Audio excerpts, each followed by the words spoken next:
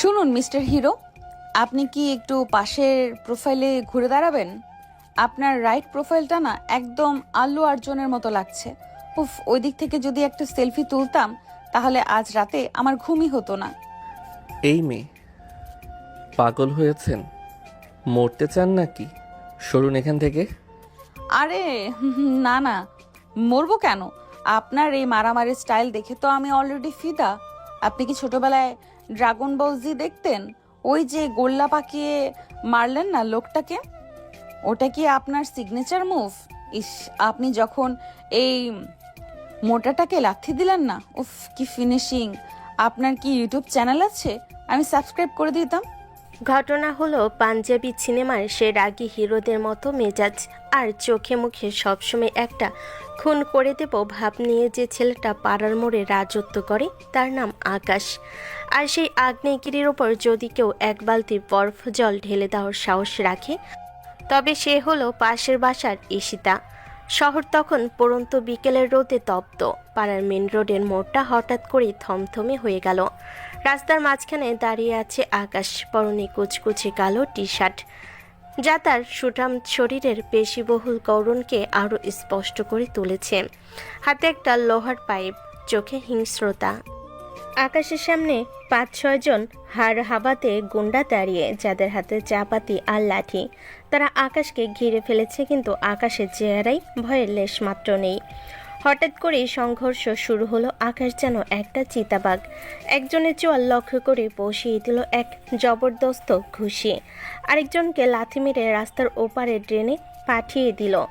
বাতাসের শব্দে, পাইপের সাঁই সাঁই আওয়াজ আর হাড় ভাঙ্গার মটমট শব্দে চারপাশ প্রকম্পিত। সাধারণ মানুষ দোকানপাটের ঝাঁপ ফেলে পালানোর পথ খুঁজছে। ঠিক তখনই ফুটপাত দিয়ে গটগট করে আসছিল ঈশিতা, পরনে নীল রঙের কামিজ, কাঁধে ঝোলানো ল্যাপটপ ব্যাগ। ঈশিতা এ পাড়ায় একদম নতুন এসেছে, কিন্তু তার স্বভাবে ভয়ের কোনো বালাই নেই। মারামারি দেখে সে পালানো তো দূরের কথা, রাস্তার এক কোণে দাঁড়িয়ে হাততালি দিতে শুরু করলো। ঈশিতার চোখ তখন চকচক করছে, মনে মনে বলছে, উফ, এ তো একদম সাউথ ইন্ডিয়ান মুভির মাসালা এন্ট্রি। কি মাসাল রে বাবা! আর চশমাটা যখন খুলে ছুঁড়ে মারলো, জাস্ট ফাটাফাটি। হঠাৎ মারামারি ঠিক মাঝখানে ঈশিতা দৌড়ে ঢুকে পড়ল। একটা গুন্ডা তখন পেছন থেকে আকাশকে মারতে আসছিল। ঈশিতা হুট করে আকাশের পিঠের উপর নিজের ব্যাগটা ছুঁড়ে মারল সেই গুন্ডার মুখে।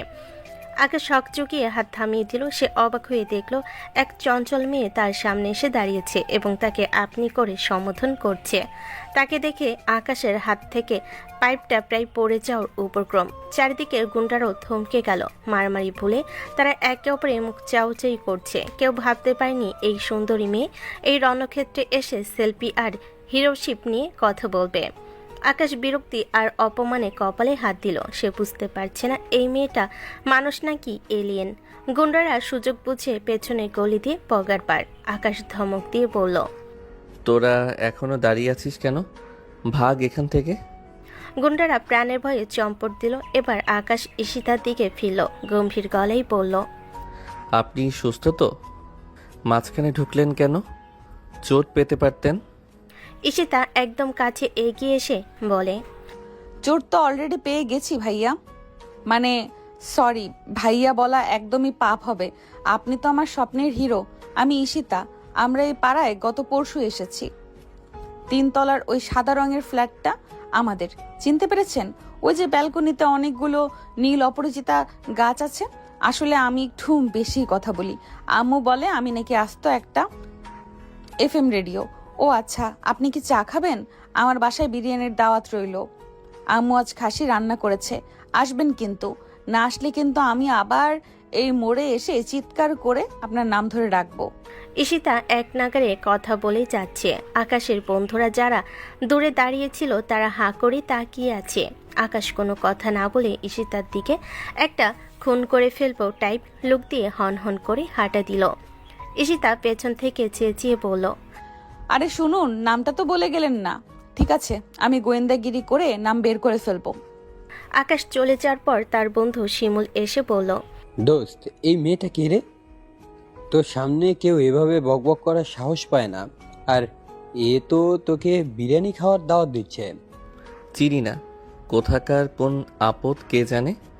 আকাশ শুধু একটা দীর্ঘশ্বাস ফেল। তার মাথায় এখন ঈশিতার ওই পাগল করা চোখের চঞ্চলতা ঘুরছে। ঈশিতা বাসায় ফিরে এক লাফে রান্নাঘরে ঢুকে পড়ল। মা তখন চুলায় খাসির মাংস কষাচ্ছেন। আম্মু আম্মু, আজ আমি আমার জীবনের শ্রেষ্ঠ সিনেমার লাইভ দেখেছি। আমার সেই স্বপ্নের রুক্ষ সূক্ষ্ম রাগী নায়ককে খুঁজে পেয়েছি। আবার শুরু করলি? তোর স্বপ্নের নায়ক তো প্রতিদিন বদলায়, আজ আবার কাকে দেখলি? আরে না আম্মু, আজকেরটা একদম জেনুইন পিরিয়ডিক ড্রামা থেকে উঠে আসা হিরো, একদম মাস্তান স্টাইল। পাড়ার মোড়ে একা 6 জনকে কুপঘাত করে দিল। আর যার ড্যাশিং দেখতে আম্মু, তুমি দেখলে ফিদা হয়ে যেতে। মা একটু থমকে গেলেন, বললেন, মাস্তান? ছেলেটার ডেসক্রিপশন দে তো। ঈশিতা সব বলার পর মা মুচকি হাসলেন, বললেন, আরে ও তো আকাশ। গত 2 দিন আগে আমাদের বাসায় চালের বস্তা শেষ হয়ে গিয়েছিল, আমি ভ্যানে করে আনতে গিয়েছিলাম। ও নিজে থেকে বস্তাটা কাঁধে নিয়ে 3 তলায় দিয়ে গেল, কোনো টাকাও নিল না। খুব উপকারী আর ভদ্র মনে হলো তো। তবে পাড়ার লোকে বলে ছেলেটা নাকি মাস্তান, পুলিশও নাকি ওকে ঘাটাতে চায় না। আর শোন ঈশিতা, ও কিন্তু তোর চেয়ে বয়সে ছোট হবে। তুই তো মাস্টার্স শেষ করলি, ও বড় জোর ভার্সিটি ফার্স্ট ইয়ারে পড়ে। ঈশিতার চোখ কপালে তুলে, ছোট? ও গড, ও তো আমার কিউট লিটল মাস্তান। ছোট হলে আরো ভালো আম্মু, আমি তাকে পকেটে করে ঘুরবো। প্রেম কি আর বয়স মানে? ছোট বলেই তো এত এনার্জি দিয়ে মারামারি করতে পারছে। ইস আম্মু, আমি ওর প্রেমে হাবুডুবু খাচ্ছি। ঈশিতা নিজের রুমে গিয়ে বিছানায় শুয়ে আকাশের সেই গম্ভীর মুখটা কল্পনা করতে লাগলো। আকাশের ওই রাগী চল আর পাইপ ঘোরানোর স্টাইলটা তার চোখের সামনে ভাসছে। ঈশিতা বালিশ জড়িয়ে ধরে বিড়বিড় করল, যত ইগনোর করবে করো আকাশ সাহেব, আমি ঈশিতা আপু, তোমাকে বশ করেই ছাড়বো। রাত তখন 10:15। ঈশিতা তার ছোট বোন ঋতুকে জোর করে পাড়া ঘুরতে বের করলো। আপু, তুই কি সত্যি পাগল হয়েছিস? এই রাতে কোনো মেয়ে পাড়া ঘুরে? চুপ করতো ঋতু, হিরোকে দেখার জন্য রাত কি আর দিন কি? আর মাস্তানরা তো রাতেই বের হয়। হঠাৎ মোড়ে চায়ের দোকানে দেখলো আকাশ বসে আছে, পরনে ধবধবে সাদা পাঞ্জাবি, হয়তো কোথা থেকে ফিরছে, হাতে চায়ের কাপ। বন্ধুরা তাকে ঘিরে বসে আছে। ঈশিতার চোখ চকচক করে উঠল। পাশে একটা ফুচকার দোকান। ঈশিতা ঋতুকে নিয়ে সেখানে গিয়ে দাঁড়ালো। ঈশিতা জোরে জোরে যেন আকাশ শুনতে পাই সেভাবেই বলে, বুঝলি ঋতু, ফুচকার টকটা না একদম ঝাল হওয়া উচিত। কিন্তু কিছু মানুষ আছে যারা টক দইয়ের মতো মন নিয়ে বসে থাকে। ভাবখানা এমন যেন পুরো পাড়াটা তার নিজের বাপের সম্পত্তি। তাকালে এমন ভাবে তাকায় যেন আমি ওর পকেটে থাকা 10 টাকার নোট চুরি করেছি। আকাশ চা খেতে খেতে কথাগুলো শুনলো। সে বুঝতে পারলো এটা সেই বিকেলের আপদটা। সে এড়িয়ে যাওয়ার জন্য বন্ধুদের দিকে ঘুরে বসলো, কিন্তু ঈশিতা ফুচকা হাতে নিয়ে সরাসরি আকাশের টেবিলে গিয়ে দাউ দাউ করে দাঁড়িয়ে পড়ল। কেমন আছেন মিস্টার আকাশ? চা খাচ্ছেন? চিনির বদলে কি রাগ করে চা বানাতে বলেছেন? আপনার বায়োডাটা কি পাওয়া যাবে? মানে গার্লফ্রেন্ড কয়টা, পড়াশোনা কত দূর, আর আপনার ওই পাইপটা কি বাসায় রেখে এসেছেন নাকি বালিশের নিচে নিয়ে ঘুমান? আকাশের বন্ধুরা এবার ফিক করে হেসে ফেলল। আকাশ চায়ের কাপটা সশব্দে টেবিলে রেখে উঠে দাঁড়ালো। সে ঈশিতার চেয়ে লম্বা প্রায় 1 মাথা উঁচু। ঈশিতার খুব কাছে সে নিচু স্বরে বলল, আপনি কি আমাকে শান্তিতে থাকতে দেবেন না? কেন বারবার বিরক্ত করছেন? ঈশিতা একদম চোখের দিকে তাকিয়ে বলে, বিরক্ত করছি না তো আকাশ, আপনার খোঁজ নিচ্ছি। আপনি কি জানেন, আপনি যখন রাগ করে ভুরু কুচকান তখন আপনাকে আরো কিউট লাগে, মনে হয় যেন কোনো রাগী বিড়াল। আকাশ আর নিতে পারল না। সে গটগট করে সেখান থেকে চলে যেতে লাগলো। ঈশিতা পেছন থেকে হাত নেড়ে চিৎকার করে বলল, সমস্যা নেই আকাশ, যত ইগনোর করবে করো, আমি ঠিক তোমায় খুঁজে বের করবই। যত পালানোর পালাও, ঈশিতা আপুর কাছ থেকে পালানো অসম্ভব। দোকানে সবাই হাসছে। ঋতু লজ্জায় আপুর মুখ চেপে ধরল, কিন্তু ঈশিতা তখন বিজয়ের হাসি হাসছে।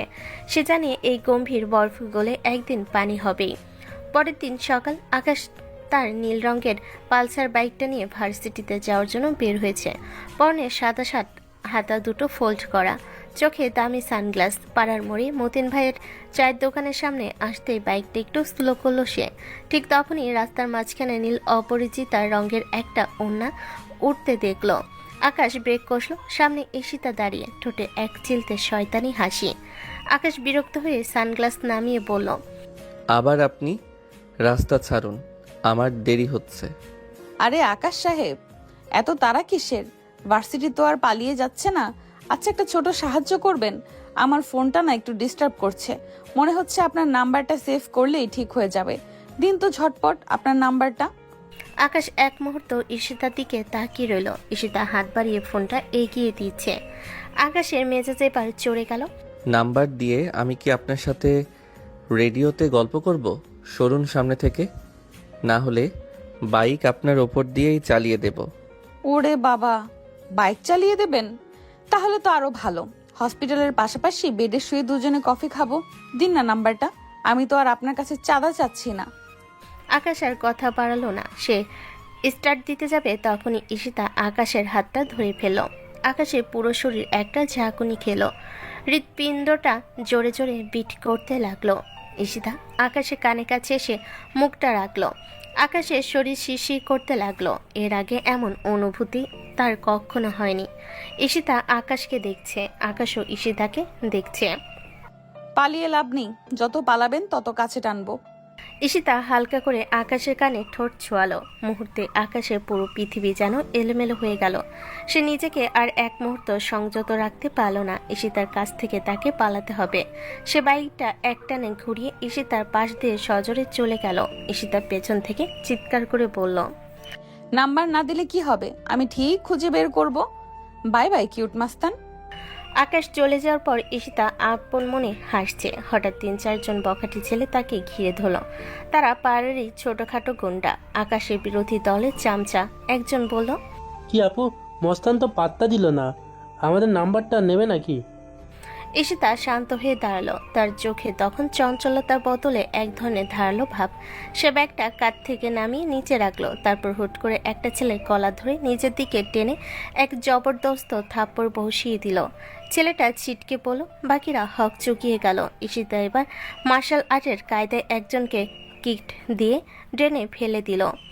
পাশের দোকান থেকে একটা ঝাড়ু তুলে নিয়ে এসে এমনভাবে ঘোরাতে শুরু করলো যে গুন্ডারা মার খেয়ে মাগো বাবাগো বলে দৌড়ে পালালো।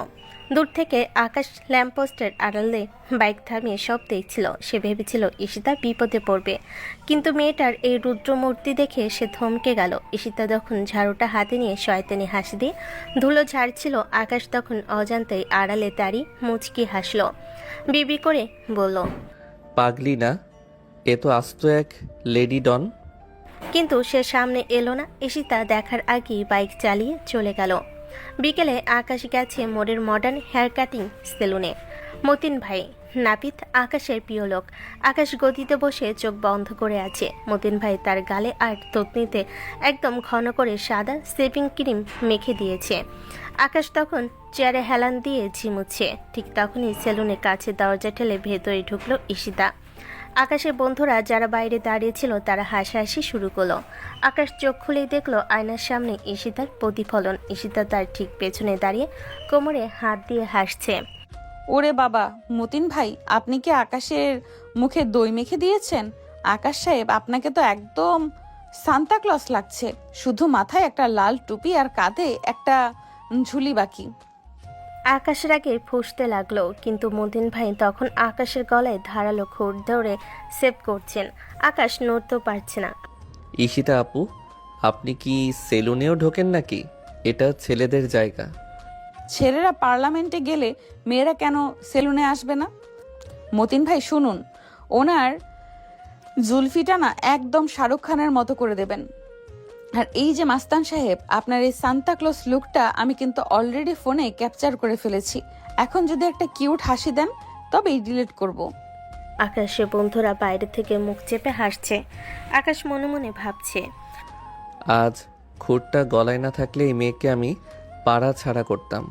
মতিন ভাইও হাসি চেপে কাজ করছেন। ঈশিতা আকাশের একদম কানে কাছে গিয়ে ফিস ফিস করে বলল, রাগলে আপনাকে আরো হ্যান্ডসাম লাগে। তাড়াতাড়ি ক্লিন শেভ করে বের হন, আর আমি বাইরে আপনার জন্য বিরিয়ানি নিয়ে দাঁড়িয়ে আছি। ঈশিতা নাচতে নাচতে বেরিয়ে গেল। আকাশ আয়নার দিকে তাকিয়ে নিজের সাদা ক্রিম মাখা মুখ দেখে নিজেই বিরক্ত হলো। আবার পরক্ষণেই ঈশিতার সেই পাগলামি মনে করে তার মনের কোণে কোথাও একটা চিনচিনে ভালো লাগা অনুভূত হলো। সন্ধ্যায় ঈশিতা দেখলো আকাশ চুপি চুপি পাড়ার পেছনের বস্তিটার দিকে যাচ্ছে। ঈশিতা ভাবলো নিশ্চয়ই কোনো মারামারি বা গ্যাং মিটিং আছে। সে পা টিপে টিপে আকাশের পিছু নিল, কিন্তু বস্তিতে ঢুকে যা দেখলো তাতে ঈশিতা থমকে গেল। বস্তিটা খুব নোংরা, একটা পুরনো টিউবওয়েল ভেঙে পড়ে আছে। আকাশ তার শার্টের হাতা গুটিয়ে মাটিতে বসে একদম মিস্ত্রির মতো করে সেই টিউবওয়েলটা ঠিক করছে। চারপাশে ছোট ছোট কিছু বাচ্চা তাকে ঘিরে দাঁড়িয়ে আছে। আকাশ খুব ধৈর্য নিয়ে স্ক্রু ড্রাইভার আর রেঞ্জ দিয়ে কাজ করছে। কপালে ঘাম জমেছে, হাতে কালি। ঈশিতা আড়ালে দাঁড়িয়ে দেখলো মাস্তান আকাশের অন্য এক রূপ। এই ছেলেটা সেই কি যে রাজপথে লোহার পাইপ ঘোরায়? হুট করে ঈশিতার সামনে গিয়ে দাঁড়ালো। বা মাস্তান সাহেব তো প্লাম্বার। আপনি কি মাল্টি ট্যালেন্টেড? আপনার এই ঘাম মোছার জন্য একটা টিস্যু দেবো? আকাশ চমকে তাকালো। ঈশিতাকে দেখে সে বিরক্ত হওয়ার বদলে একটা দীর্ঘশ্বাস ফেল। সে কাজ থামালো না। আপনি কি সারাদিন আমার পিছুই নেবেন? আর মানুষের উপকার করা কি অপরাধ? অপরাধ হবে কেন? আমি তো মুগ্ধ হয়ে দেখছি। আপনি যে এত বড় কল মিস্ত্রি তা তো জানতাম না। আচ্ছা, আপনি কি আমার বাসার পানির কলটাও ঠিক করে দেবেন? ওটা না মাঝে মধ্যে কাঁদে। আকাশ এবার অল্প একটু হাসলো। সে টিস্যুটা নিল না, বরং তার ময়লা হাত দিয়ে কপাল মুছল। আকাশ আর ঈশিতা দুজনই কিছুক্ষণ চুপ করে রইল। বস্তির ওই ছোট ছোট বাচ্চাদের হাসাহাসি আর আকাশের হাতের খটাখট শব্দে এক অদ্ভুত মায়ের পরিবেশ তৈরি হলো। আকাশ কাজ শেষ করে উঠে দাঁড়ালো। টিউবওয়েল দিয়ে ঠান্ডা পানি বের হতে শুরু করলো। বাচ্চারা আনন্দে চিৎকার করে উঠল। আকাশ ঈশিতার দিকে তাকিয়ে বলল, এখন রাত হয়েছে, বাসায় যান। একা এই বস্তিতে থাকা ঠিক না। ঈশিতা হাসলো। সে দেখলো আকাশের চোখে আর আগের মতো হিংস্রতা নেই। ঈশিতা যাওয়ার সময় বলল, আকাশ, তুমি যতই ইগনোর করো, আমি জানি তোমার ভেতরটা মোলায়েম তুলা। আমি ঠিক তোমাকে খুঁজে বের করবই। তোমার ভেতরে থাকা নরম মনটা খুঁজে বের করবই। আকাশ এবার আর বিরক্ত হলো না। সে শুধু দেখলো ঈশিতা অন্ধকারের মাঝে মিলিয়ে যাচ্ছে। তার মনে হলো এই মেয়েটা হয়তো তার জীবনে অন্ধকারগুলো এভাবেই আলো দিয়ে ভরিয়ে দেবে। শুক্রবার বিকেল, পাড়ার বড় মাঠে আজ ফুটবল টুর্নামেন্টের ফাইনাল। পুরো পাড়ার লোক মাঠের চারপাশে উপচে পড়ছে। একদলে আকাশ, পরনে কালো জার্সি, পায়ে বুট, কপালে একটা ব্যান্ডানা বাঁধা।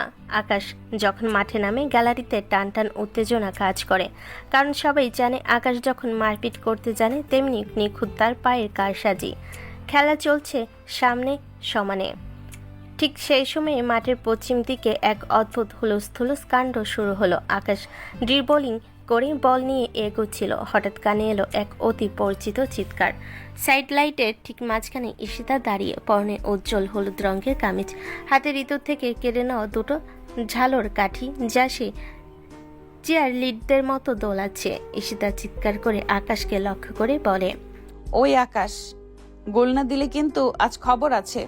রাতে তোমার ওই সাধের নীল পালসারের চাকা আমি নিজেই সুই দিয়ে পাংচার করে দেব, মনে থাকে যেন। আকাশের পা থেকে বলটা ফসকে গেল। সে বিস্ময় আর লজ্জায় ঈশিতার দিকে তাকালো। মাঠের কয়েকশো মানুষের চোখ এখন আকাশের বদলে ঈশিতার দিকে। আকাশের বিপক্ষ দলের ডিফেন্ডাররা তো হেসেই গোল পাচ্ছে না। গোলকিপারও বল ধরার কথা ভুলে ঈশিতার নাচ দেখছে। আকাশের কানে তখন শুধু ঈশিতার সেই অদ্ভুত স্লোগান বাজছে, আকাশ ভাইয়া জিন্দাবাদ, গোল না দিলে সব বরবাদ। আকাশ লজ্জায় লাল হয়ে গেল। সে ভাবলো এখনই একটা বল দিয়ে এই পাগলিকে থামানো দরকার। মাঝমাঠ থেকে বল নিয়ে সে ক্ষিপ্ত গতিতে গোলপোস্টের দিকে দৌড় দিল। উত্তেজনায় সে এতই দিশেহারা হয়ে গিয়েছিল যে বিপক্ষ দলের গোলপোস্ট ভেবে সে উল্টো দিকে দৌড়ে গিয়ে নিজের দলের গোলকিপারকে কাটিয়ে বল জালে পাঠিয়ে দিল। পুরো মাঠ কয়েক সেকেন্ড স্তব্ধ। তারপর শুরু হলো অট্টহাসি। আকাশ নিচে জালে গোল দিয়ে বসে আছে। ঈশিতা এবার মাঠের ভেতর ঢুকে পড়ার উপক্রম করে হাততালি দিয়ে বলল, আরে আকাশ, নিজের গোলে গোল দিলে কেন? ও আচ্ছা, তুমি নিশ্চয়ই ওদের প্রতি মায়া দেখালে। So cute. আকাশ মাঠের মাঝখানে ধপ করে বসে পড়ল। তার দু হাতে মুখ ঢাকা, বিড়বিড় করে বলছে, আজ এই মাঠেই আমাকে মাটি খুঁড়ে ঢুকে যেতে হবে। সন্ধ্যায় আকাশ একা নির্জন একটা গলি দিয়ে ফিরছিল। ফুটবল মাঠের অপমানে তার মেজাজ সপ্তমে চড়া। ঠিক সেই সুযোগে বক্কর আর তার 8 জন গুন্ডা আকাশকে ঘিরে ফেলল। বক্করের হাতে এবার একটা লম্বা লাঠি। কি আকাশ ভাই, আজ তো নিজের জালেই গোল দিয়ে দিলেন। তো এখন আমাদের জালে ধরা দেওয়ার সময় হয়েছে। ধর ওকে। আকাশ মারামারির জন্য নিজের হাতাহাতি পজিশন নিল। সে জানে আজ লড়াইটা কঠিন হবে। ঠিক তখনই কোত্থেকে এক ঝোড়ো বাতাসের মতো ঈশিতা উদয় হলো। তার হাতে একটা নতুন শলাকা ঝাড়ু, যা সে সম্ভবত রাস্তার ধারে দোকানদার মতিন ভাইয়ের কাছ থেকে ছিনিয়ে এনেছে।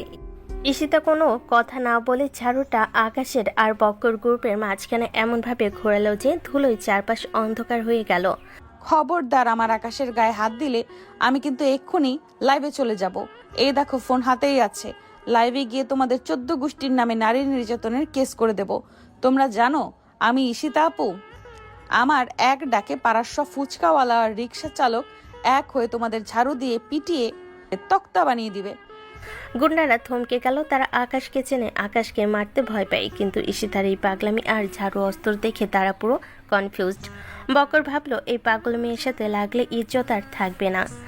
আবে এই পাগলি কোথেকে এলো? চল এখান থেকে, এর সাথে পারা যাবে না। গুন্ডারা লেজ গুটিয়ে পালালে আকাশ ঈশিতার দিকে রাগে ফুঁসতে ফুঁসতে তাকালো। আপনি কেন বারবার আমার মাঝে আসেন? আমি কি বাচ্চা ছেলে যে আমাকে ঝাড়ু নিয়ে বাঁচাতে হবে? কেন আসেন আমার ফাইট নষ্ট করতে? ঈশিতা শান্তভাবে ঝাড়ুটা কাঁধে রেখে বলে, আরে তুমি বোঝো না কেন? তুমি যদি একা ফাইট করো তবে আমি কার সাথে সেলফি তুলবো? আর তাছাড়া এই বক্করটা দেখতে তো পচা। ও তোমার সুন্দর পাঞ্জাবিটা ছিঁড়ে ফেলতো, তখন তোমাকে দেখতে কি ভালো লাগতো? মোটেও না। আকাশের সব রাগ যেন মুহূর্তে জল হয়ে গেল। সে আর কথা না বাড়িয়ে হাঁটা দিল। ঈশিতা পেছন পেছন আসতে আসতে বলল, আকাশ শোনো না, ঝাড়ুটা কি মতিন ভাইকে ফেরত দিয়ে আসবো নাকি সাথে রাখবো? নেক্সট টাইমের জন্য দরকার হতে পারে। আকাশ এবার হুট করে থেমে গেল। সে ঈশিতার দিকে ঘুরে তাকিয়ে বলল, তুমি সত্যি একটা আপদ। তবে ঝাড়ুটা ফেরত দিয়ে আসো, ওটা ভালো দেখাচ্ছে না। ঈশিতা হাসলো। সে জানে এই গম্ভীর আকাশ আজ থেকে তার কাছে হার মানতে শুরু করেছে। ঈশিতা লজ্জা পেয়ে হাঁটতে গিয়ে হুট করে পড়ে নিতে যায়। আকাশ হ্যাসকা টানে তার কোমর ধরে ফেলে। ঈশিতা কেঁপে ওঠে, কাঁপা কাঁপা কণ্ঠে বলে, আকাশ সামলে, পিছলে যাবেন তো। পিছলে তো গেছি আকাশ তোমার প্রেমে। আকাশ এবার বিরক্ত হলো। সে ঈশিতার কোমর ছেড়ে দিল। ঈশিতা চিৎকার দিল, ও মাগো, আমার হাড়গোড় সব শেষ। কি করলে তুমি? যখন দেখি তখনই বাজে প্রলাপ যত সব। আকাশ বিরক্ত হয়ে চলে যায়। ঈশিতা হাসতে থাকে। পরের দিন আকাশ নিজের ঘরে বসে বন্ধুদের সাথে পাড়ার একটা ঝামেলা নিয়ে কথা বলছিল। হঠাৎ গেটের বাইরে রিক্সা থামার শব্দ আর সেই চেনা উচ্চস্বরের হাসাহাসি। আকাশ কপাল কুচকে জানালা দিয়ে উকি মারল। ঈশিতা হাতে মিষ্টির প্যাকেট আর একটা শাড়ি। আকাশ কোনো কিছু বুঝে ওঠার আগে ঈশিতা ড্রয়িং রুমে ঢুকে আকাশের মায়ের পা ছুঁয়ে সালাম করলো। খালামণি, আপনি কি সেই ভাগ্যবতী মা যার এমন দুষ্টু মিষ্টি মাস্তান জন্মেছে? আমি আপনাদের পাশের বাসার ঈশিতা। এই যে আপনার জন্য একটা শাড়ি এনেছি, এটা পরলে আপনাকে একদম আকাশের বড় আপু মনে হবে। আকাশের মা তো হেসেই কুল পাচ্ছে না। তিনি ঈশিতাকে জড়িয়ে ধরে বললেন, আরে আকাশ তো কোনোদিন বলেনি তোর কথা। আয় মা, বস। আকাশ ঘর থেকে বেরিয়ে এসে দাঁতে দাঁত চেপে বলল, আপনি আমার বাসায় কি করছেন? আম্মু, তুমি একে প্রশ্রয় দিও না, এ আস্ত একটা আপদ। ঈশিতা কাঁদো কাঁদো মুখ করে আকাশের মায়ের দিকে তাকিয়ে বলে, দেখুন খালামণি, আপনার ছেলে আমাকে বাড়ির সামনে থেকে তাড়িয়ে দিচ্ছে। আপনি যদি ওকে না বলেন আমাকে একটু ঘুরিয়ে দেখাতে, তবে আমি কিন্তু আজ আপনার ড্রয়িং রুমে বসে অনশন শুরু করব। আকাশের মা আকাশকে ধমক দিয়ে বলেন, আকাশ, এটা কেমন ব্যবহার? ঈশিতা মা অনেক ভালো মেয়ে। যা, ওকে নিয়ে একটু ছাদে যা, আকাশটা দেখো। আকাশ রাগে ফুঁসতে ফুঁসতে ছাদে গেল। তার কোনো অনুভূতি নেই, শুধু বিরক্তি। সে বিড়বিড় করে বলল, বাসায় ঢুকে মাকেও পটিয়ে ফেলেছে। এই মেয়ের হাত থেকে মুক্তি নেই। ছাদে যাওয়ার পর ঈশিতা আকাশের সামনে দাঁড়িয়ে কোমরে হাত দিল। সে আজ ঠিক করেছে আকাশকে ভদ্র বানাবে। শুনুন আকাশ সাহেব, আপনি যখন কারোর সাথে কথা বলেন তখন এমন ভাব করেন যেন কামড় দিতে আসছেন। আজ থেকে আপনার ট্রেনিং শুরু। এখন থেকে কেউ সালাম দিলে আপনি দাঁত বের করে হাসবেন। দেখি তো একটা হাসি দিন। আমি সার্কাসের বাদর নই, নামুন ছাদ থেকে। ও আচ্ছা, নামবো না। আর যদি জোর করে নামাতে চান তবে আমি এক্ষুনি চেঁচিয়ে পুরো পাড়া জড়ো করে বলবো যে আপনি আমাকে ছাদ থেকে ফেলে দিতে চাইছেন। তখন কি আপনার মাস্তান ইমেজটা খুনি ইমেজে বদলে যাবে? পছন্দ আপনার? আকাশ দেখলো উপায় নেই, সে একটা কৃত্রিম বিরক্তিকর হাসি দিল। ঈশিতা হাততালি দিয়ে বলল, উফ, একদম ভাঙা কুলোর মতো লাগছে। ঠিক আছে, সেকেন্ড লেসন, রাস্তায় যখন রিক্সাওয়ালা বা বয়স্কদের সাথে কথা বলবেন তখন আপনি বলবেন, আর বক্করদের মতো গুন্ডাদের সাথেও একটু ভদ্রভাবে কথা বলে দেখবেন, ওরা কনফিউজড হয়ে এমনিতেই পালিয়ে যাবে। আকাশের দিকে তাকিয়ে একটা দীর্ঘশ্বাস ফেলে বলল, আর কতক্ষণ আপনার এই লেকচার শুনতে হবে?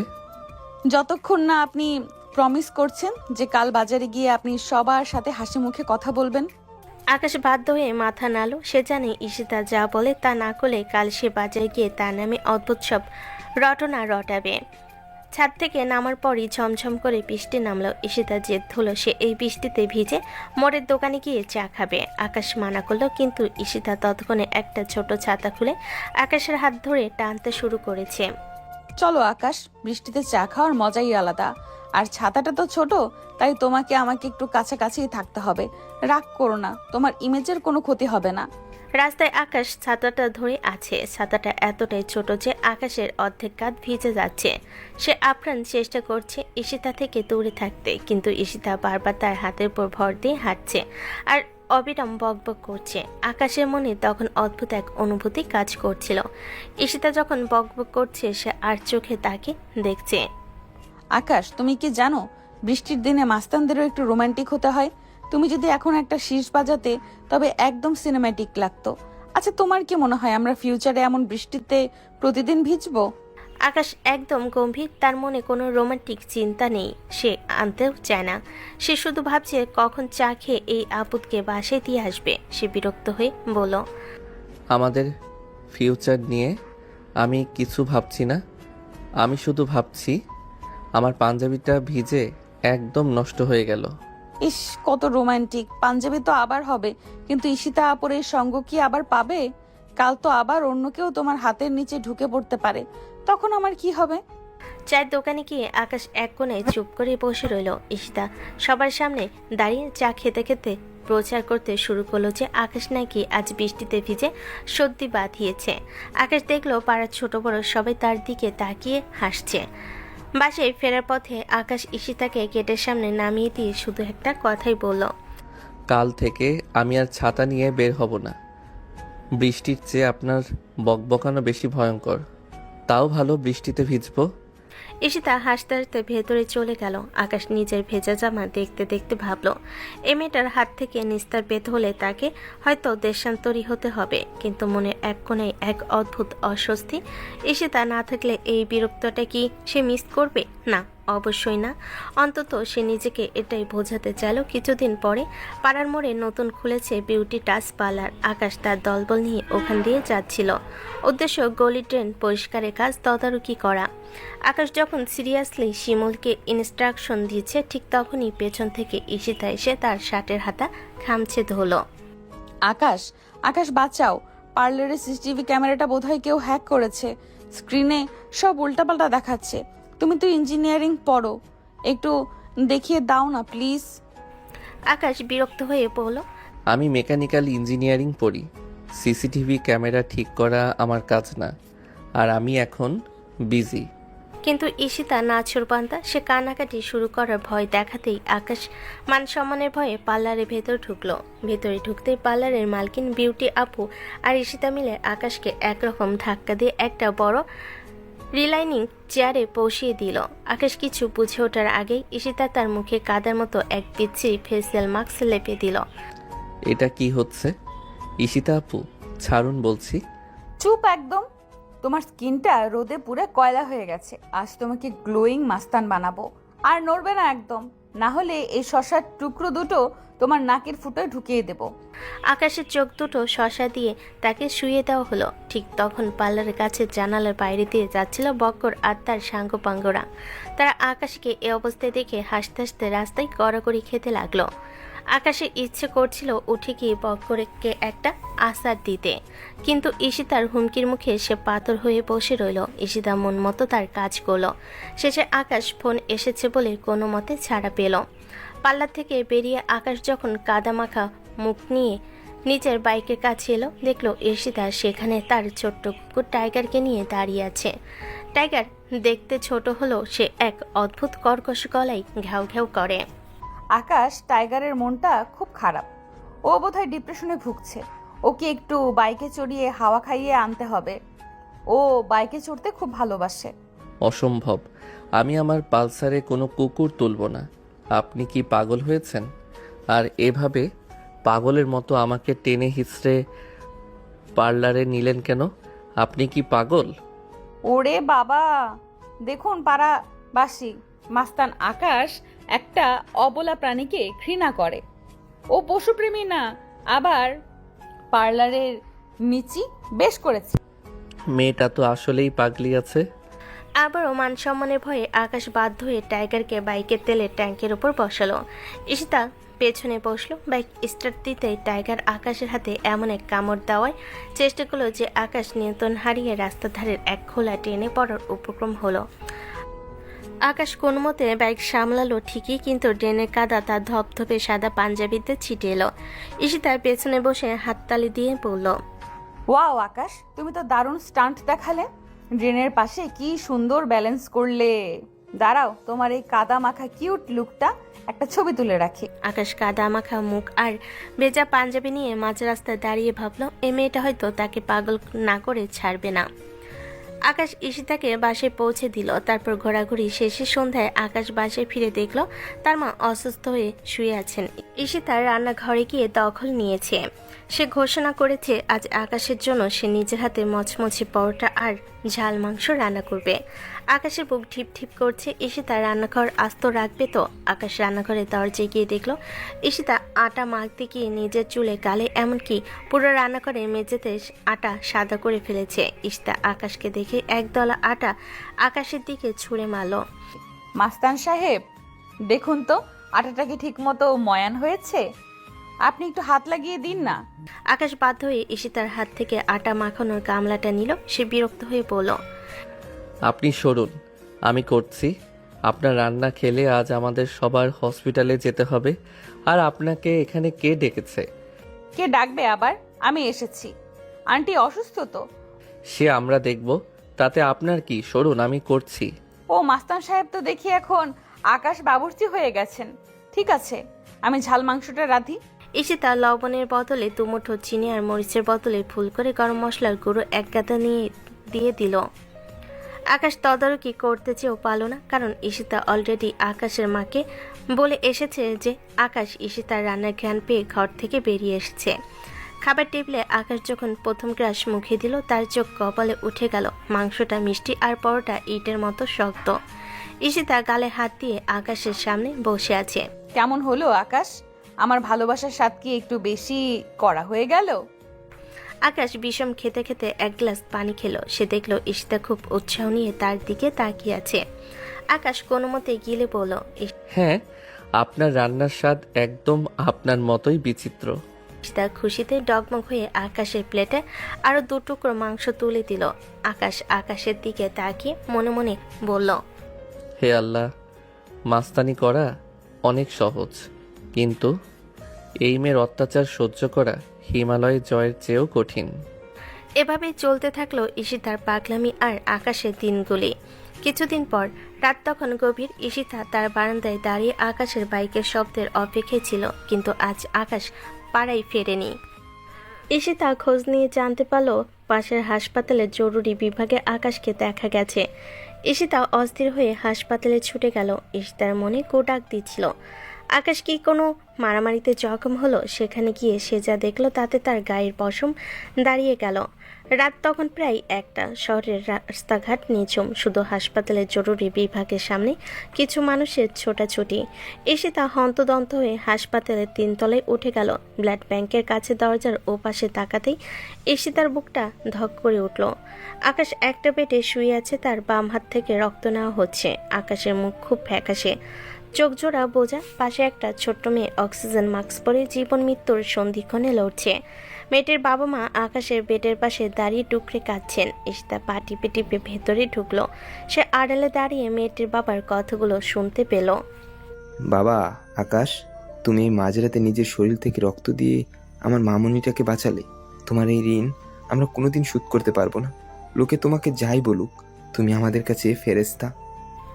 রক্ত দেওয়া শেষ করে আকাশ অতি কষ্টে উঠে বসলো। তখন তার মাথাটা একটু চক্কর দিচ্ছিল। সে টলি থেকে নামতেই দেখলো দরজার সামনে ঈশিতা দাঁড়িয়ে। ঈশিতার চোখে পানি টলমল করছে। আপনি এই মাঝরাতে এখানে কি করছেন? তুমি কি সব সময় এইভাবেই নিজের কথা না ভেবে সব করো? আমাকে একবার জানাতে পারতে না আকাশ? আমি তো মরে যাচ্ছিলাম চিন্তায়। আন্টি বলছিল তুমি খুবই অসুস্থ, তার মধ্যে আবার রক্ত দিতে এসেছো। তাতে কি আর জানিয়ে কি হতো? আপনি তো আবার স্লোগান দেওয়া শুরু করতেন। কিছু কাজ নীরবে করাই ভালো ঈশিতা আপু। মানুষের জীবন রক্ষা করতে সব সময় মাস্তানি লাগে না, মাঝে মধ্যে নিজের রক্তটাও দিতে হয়। ঈশিতা আজ কোনো চঞ্চলতা দেখালো না। সে দ্রুত গিয়ে আকাশের একটা হাত ধরলো। সে বুঝতে পারলো এই বিশাল শরীরের আড়ালে আসলে এক দেবতুল্য মানুষ লুকিয়ে আছে, যাকে দুনিয়া কেবল গুন্ডা হিসেবে চেনে। কিছুক্ষণ পর ডাক্তার আকাশকে ছেড়ে দিল। ঈশিতার আকাশ হাসপাতাল থেকে বের হলো। হাসপাতাল থেকে বের হয়ে যখন তারা পার্কিং লটের দিকে যাচ্ছিল, তখন আকাশ বেশ টলছিল। শরীর থেকে রক্ত দেওয়ার পর সে বেশ দুর্বল, এমনিতেও ভীষণ জ্বর, মাথা ব্যথা। ঠিক তখনই অন্ধকারের মাঝ থেকে বের হয়ে এলো বক্কর আর তার ৮-১০ জন গ্যাং মেম্বার। বক্করের হাতে এবার একটা চকচকে রামদা। কি আকাশ ভাই, আজ তো শরীর থেকে সব তেজ বের করে দিলেন ওই বাচ্চাকে বাঁচাতে। এখন নিজের জান বাঁচাবেন কি দিয়ে? আজ আপনাকে আর এই সুন্দরীকে কেউ বাঁচাতে পারবে না। আকাশ মুহূর্তের মধ্যে ঈশিতাকে নিজের পেছনে সরিয়ে নিল। তার শরীর কাঁপছে, কিন্তু চোখে সেই বিধ্বংসী তেজ কমেনি। আকাশ ঈশিতার কানে ফিসফিস করে বলল, ঈশিতা, বাইকের কাছে যান, আমি সামলাচ্ছি। না আকাশ, তুমি খুব দুর্বল, এখন মারপিট করা বুদ্ধিমানের কাজ হবে না, চলো পালাই। বক্করের দল যখন একসাথে ঝাঁপিয়ে পড়ল, আকাশ যেন এক আহত সিংহের মতো গর্জন করে উঠল। সে হাত দিয়ে বক্করের কবজিটা এমনভাবে মুচড়ে দিল যে রামদাটা মাটিতে পড়ে গেল। আকাশকে লক্ষ্য করে একজন লাঠি দিয়ে মারতে গেলে সে এক ঝটকায় লাঠিটা কেড়ে নিয়ে বক্করের দলের ওপর কালবৈশাখী ঝড়ের মতো ভেঙে পড়ল। মারামারির এক পর্যায়ে আকাশের কপাল ফেটে রক্ত পড়তে শুরু করলো। রক্ত দেওয়ার ধকল আর এই লড়াইয়ে আকাশের শরীর আর দিচ্ছিল না। তবু সে এক চুল নড়ল না। সে বক্করের গলা চেপে ধরে দেওয়ালের সাথে চেপে ধরল। আকাশ পালায় না ঈশিতা, আপনি শুধু সরে দাঁড়ান। শুনে রাখ বক্কর, আমার উপর হাত তুললে আমি মাফ করি, কিন্তু আমার পাশের এই মেয়েটার দিকে তাকালে আমি যমরাজ হয়ে ফিরি। আজ তোকে ছেড়ে দিলাম, পরের বার লাশ গুম করে ফেলবো। বক্করের দল এবার প্রাণের ভয়ে যে যেদিকে পারল দৌড়ে পালালো। আকাশ একা দাঁড়িয়ে হাঁপাচ্ছে, তার শার্টটা ছিঁড়ে গেছে, সারা গায়ে ধুলো আর রক্ত। সবাই চলে যাওয়ার পর আকাশ ধপ করে মাটির উপর বসে পড়ল, তার দম যেন ফুরিয়ে এসেছে। এসে তার দৌড়ে গিয়ে আকাশের সামনে হাঁটু গিরে বসলো। সে দেখলো আকাশ চোখ বন্ধ করে আজ প্রথম পানি পড়ছে। যে আকাশকে কেউ কোনোদিন কাঁদতে দেখেনি, সে আজ ঈশিতার সামনে ভেঙে পড়ল। আকাশ কান্না ভেজা গলায় ঈশিতার হাত জড়িয়ে ধরে। কেন আপনি আমার জীবনে এলেন ঈশিতা? কেন আমাকে এই মায়া শেখালেন? আমি তো একা ভালো ছিলাম, সবাই আমাকে ভয় পেত, দূরে সরিয়ে রাখত। আমি নিজেকে পাথর বানিয়ে ফেলেছিলাম, কিন্তু আপনি আমার সব দেয়াল ভেঙে দিলেন। ঈশিতা আকাশের মাথাটা নিজের কাঁধের উপর টেনে নিল। আকাশের টুকরে ওঠা কান্নায় রাতের নিস্তব্ধতা ভেঙে যাচ্ছে। আজ আমার খুব ভয় করছিল ঈশিতা, নিজের জন্য নয়, আপনার জন্য। আমি যদি আজ আপনাকে বাঁচাতে না পারতাম, তবে এই আকাশ মরে গিয়েও শান্তি পেত না। আমি আপনার প্রেমে পড়ে গেছি ঈশিতা। আমি আপনার মতো মানুষের যোগ্য নই, তবুও আমি আপনাকে ছাড়া বাঁচতে পারবো না। ঈশিতা আকাশের চুলে বিলি কেটে দিয়ে শান্ত গলায় বলল, বোকা ছেলে, তুমি মাস্তান হতে পারো, কিন্তু আমার কাছে তুমি এক দেবদূত। তোমার এই রাগী মুখোশটা আমার কাছে একদম স্বচ্ছ। আজ থেকে তুমি একা নও আকাশ, আমি আছি তোমার ছায়া হয়ে। আকাশ ঈশিতার চোখের দিকে তাকিয়ে রইল। ঈশিতা তার চোখের পানি নিজের ওড়না দিয়ে মুছে দিল। আকাশ বিড়বিড় করে বলল, দয়া করে কালকে আবার এটা নিয়ে পাড়ায় মাইকিং করবেন না যে আমি কেঁদেছি। ঈশিতা মিলান হাসলো। ভেবে দেখব, তবে আজ না। আজ শুধু আমরা এই রাত। তারা দুজন অন্ধকারের মাঝে একে অপরের হাত ধরে হাঁটতে শুরু করলো। আজ আকাশ বিরক্ত নয়, বরং সে ঈশিতার হাতটা এমনভাবে আঁকড়ে ধরেছে যেন পৃথিবীর কোনো শক্তি এই বন্ধন ছিঁড়তে পারবে না। সময় রাত তখন প্রায় 12টা। তারা দেখলো চারপাশ একদম জনশূন্য। একটা রিক্সা কিংবা ট্যাক্সি কিছুরই চিহ্ন নেই। আকাশের কপালে চিন্তার ভাঁজ। এ কি, বাসায় যাব কি করে? ঈশিতা, একটু ধৈর্য ধরো, কোনো একটা গাড়ি নিশ্চয়ই পেয়ে যাব। আমার শরীরটা বড্ড খারাপ হচ্ছে, এভাবে রাস্তায় দাঁড়িয়ে থাকা ঠিক হচ্ছে না। আকাশ, আমারও খুব শীত লাগছে কেমন যেন, মাথাটা ঝিমঝিম করছে। আমরা কি আজ আর বাড়িতে ফিরতে পারবো না? ফিরবো ঈশিতা, অবশ্যই ফিরবো। তুমি একটু শক্ত হয়ে থাকো। তখনই আকাশ দেখতে পেল রাস্তার পাশে একটা ঝোপের ওপারে ছোট্ট একটা কুঁড়ে ঘর। ঘরটা পরিত্যক্ত মনে হচ্ছে, ভেতরে কোনো আলো নেই। আকাশ ঈশিতাকে পাজকোলা করে তুলে নিল। ঠিক সেই মুহূর্তেই আকাশ ভেঙে বৃষ্টি নামলো। ঝমঝমিয়ে বৃষ্টিতে ভিজে যাওয়ার আগে আকাশ ঈশিতাকে নিয়ে সেই কুঁড়ে ঘরে আশ্রয় নিল।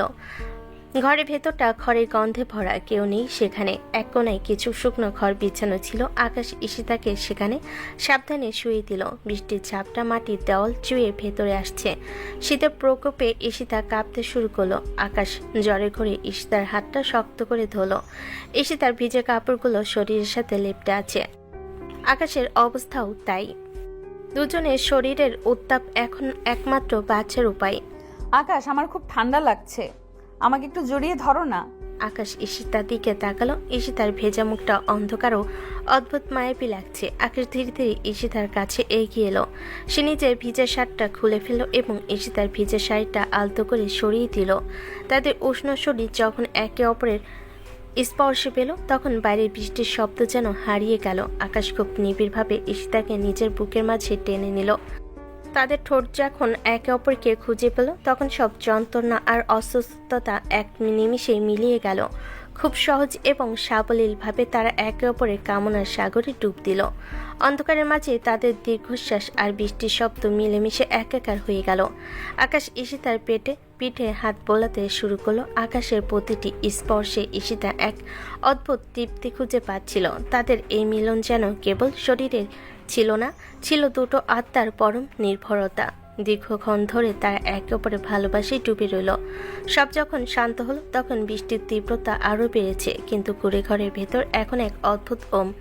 ঈশিতা আকাশের বুকের উপর মাথা রেখে নিশ্চিন্তে শুয়ে আছে। আকাশের অসুস্থতা যেন এনিবির স্পর্শে অর্ধেক সেরে গেছে। আকাশ তার হাত দিয়ে ঈশিতার ভেজা চুলগুলো সরিয়ে দিয়ে কপালে একটা দীর্ঘ চুমু খেলো।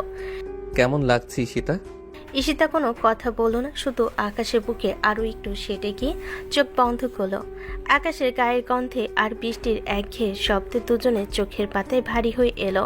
সে পরিত্যক্ত কুঁড়ে খড়ের বিছানায় তারা একে অপরকে জড়িয়ে ধরে গভীর ঘুমে তলিয়ে গেল। বাইরের পৃথিবীর সব ব্যস্ততা আর দুশ্চিন্তা তখন সেই ঘরের দরজায় বাইরে রয়ে গেল। পরের দিন সকালে দুজন আলাদা বাসায় গেল। ঈশিতা জানালো তার বান্ধবী পাশে ছিল, আর আকাশ বলল হাসপাতালে ছিল, তাই বাসা থেকে কোনো সমস্যা হয়নি কারোরই। আকাশ রক্ত দেওয়ার পর থেকে ঈশিতা যেন তার ছায়া হয়ে গেছে। আজ সকালে আকাশ যখন পাড়ার জিমের সামনে দাঁড়িয়েছিল, বন্ধুদের সাথে আড্ডা দিচ্ছিল, ঠিক তখনই সাইকেলের বেল বাজিয়ে হাজির হলো ঈশিতা। তার সাইকেলের বাস্কেটে একটা বড় ফ্লাক্স আর কিছু সবুজ শাকসবজি উকি দিচ্ছে। গুড মর্নিং কিউট মাস্তান, আজ থেকে তোমার ডায়েট চার্ট শুরু।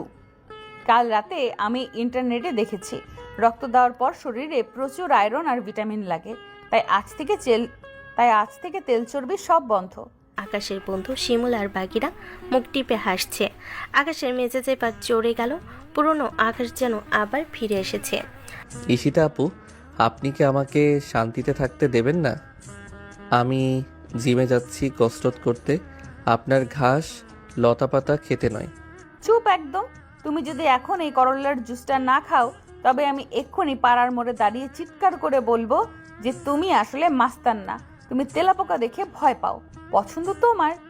আকাশ চারিদিকে তাকিয়ে দেখলো সবাই তাদের দিকে তাকিয়ে আছে। মান সম্মানের ভয়ে সে চোখ বন্ধ করে শীতে তো করলা জুসটা এক নিঃশ্বাসে গিলে ফেলল। তার মুখটা তিতা হয়ে কুঁচকে গেল। এই তো লক্ষ্মী ছেলে, এখন এই শশাটা হাতে নাও, যখনই খিদে পাবে একটা করে কামড় দেবে। মনে রাখবে আকাশ, স্বাস্থ্যই সকল সুখের মূল, এমনকি মাস্তানদের জন্য। আকাশের হাতে একটা লম্বা শসা ধরিয়ে দিয়ে ঈশিতা হাসতে হাসতে চলে গেল। শিমুল এসে আকাশের কাঁধে হাত রেখে বলল, দোস্ত, মাস্তানি তো অনেক করলি, এবার একটু সচর্যা কর। আকাশ রাগে শসাটা ছুঁড়ে মারতে গিয়েও মারল না, কারণ ঈশিতা আবার কোত্থেকে উদয় হবে তার কোনো ঠিক নেই। আকাশ সেদিন ইমোশনাল হয়ে ঈশিতাকে ভালোবাসার কথা বলে ফেলে, এমনকি এক রাত দুজনও একসাথে কাটায়। কিন্তু বাস্তবতায় ফিরে এসে আকাশ ভাবে সে একজন মাস্তান আর ঈশিতা ভালো ঘরের মেয়ে, তাই সে ঈশিতাকে এড়িয়ে যেতে চাচ্ছে বারবার। সে কারণেই দুপুরে আকাশ একটু শান্তির আশায় চুপি চুপি পাড়ের পেছনে সেই বিখ্যাত তিহারির দোকানে ঢুকলো। সে ভেবেছিল এখানে অন্তত ঈশিতা আসবে না। প্লেটে ধোয়া ওঠা গরম তেহারি আসার পর আকাশ যখন মাত্রই প্রথম লোকমানটা মুখে দিতে যাবে, ঠিক তখনই জানালার বাইরে থেকে একটা পরিচিত কণ্ঠ ভেসে এলো। খবরদার আকাশ, এই বিষাক্ত কার্বোহাইড্রেট মুখে দেবে না। আকাশ চমকে তাকিয়ে দেখলো ঈশিতা জানালার গ্রিল ধরে দাঁড়িয়ে আছে। সে কোত্থেকে যেন খবর পেয়েছে আকাশ এখানে এসেছে। ঈশিতা দোকানের ভেতর ঢুকে আকাশের প্লেটটা টেনে সরিয়ে নিল। আমি তোমার জন্য বাসায় ওটস আর সিদ্ধ সবজি পাঠিয়েছি, আর তুমি এখানে চর্বি খাচ্ছ? এই যে তেহারিওয়ালা ভাই, ওনাকে আর কোনোদিন খাবার দেবেন না, উনি এখন ডায়েটে আছেন। দোকানের সব কাস্টমার আকাশের দিকে তাকিয়ে হাসছে। পাড়ার এক ত্রাস আকাশ এখন এক চিলতে শসা আর সিদ্ধ সবজির ভয়ে থরথর করে কাঁপছে। এমন দৃশ্য কেউ কল্পনাও করেনি। আকাশ ঈশিতাকে টেনে এক কোণে নিয়ে। কি হচ্ছে কি এসব? আপনি আমার পিছু ছাড়ছেন না কেন? আকাশ ঈশিতাকে টেনে এক কোণে নিল। ঈশিতা অবাক হয়ে কিছুদিন আগেও যে ছেলে ভালোবাসি বলল, রাত কাটালো, সে এখন এমন অদ্ভুত কথা বলছে। ঈশিতা তো ভেবেছিল সব ঠিক হয়ে গেছে। মানে কি? তুমি আর কি করছো? পিছু ছাড়বো না মানে? আমরা তো এখন দুজন আর। আকাশ ঈশিতার কোমর ধরে হ্যাসকা টান দিল, তারপর হাত দুটি পেছনে নিয়ে শক্ত করে চাপ দিল। ঈশিতা গুঙ্গিয়ে উঠল। আকাশ কঠিন মুখ করে বলল, কিছু না, আমরা দুজনের কিছু না। যা হয়েছে সব ভুলে যান। ও সব আবেগে হয়েছে, আবেগ দিয়ে জীবন চলে না। কিন্তু কেন? কোনো কেন নাই। আপনি আপনার পথ দেখুন, আমি আমার পথ। আকাশ চলে গেল। লাভ নেই, আমি তোমায় এত সহজে ছাড়ছি না। আমি জেনে গেছি তুমি আমাকেই ভালোবাসো, কেবল সমাজের ভয়ে পালাচ্ছ, কিন্তু তোমাকে আমি আমার করে নেবই। বিকেলে আকাশ তার পালসার বাইকের উপর বসে বক্কদের একটা নতুন গ্যাং নিয়ে আলোচনার প্রস্তুতি নিচ্ছিল। সে খুব গভীর ভঙ্গিতে শিমুলকে বলছে, বক্কর যদি এবার সীমানা পার করে তবে আমি। ঠিক তখনই আকাশের পিঠের ওপর একটা মোবাইল ফোন উদয় হলো। ঈশিতা তার বাইকের পেছনে লাফ দিয়ে উঠে বসেছে এবং অলরেডি ফেসবুক লাইভ শুরু করে দিয়েছে। ঈশিতা ক্যামেরার দিকে তাকিয়ে কটকট করে বলে, হ্যালো ফ্রেন্ডস, আজ দেখুন আমাদের পাড়ার সেই বিখ্যাত রাগী মাস্তান আকাশ সাহেবকে। দেখুন উনি কত গম্ভীর হয়ে প্ল্যান করছেন যে আজ রাতে আম্মুর হাতে কি বকুনি খাবেন। আকাশ একটু হাই দাও তো ভিউয়ার্সদেরকে। আকাশ ক্যামেরা দেখে হিতাহিত জ্ঞান হারিয়ে ফেলে। সে ক্যামেরা থেকে মুখ লুকানোর চেষ্টা করছে, কিন্তু ঈশিতা নাছর বান্দা। ঈশিতা আপু, কি করছেন এইসব? আমার বন্ধুরা লাইভ দেখছে, আমার ইজ্জত শেষ করে দিচ্ছেন আপনি। আরে ইজ্জত দিয়ে কি হবে?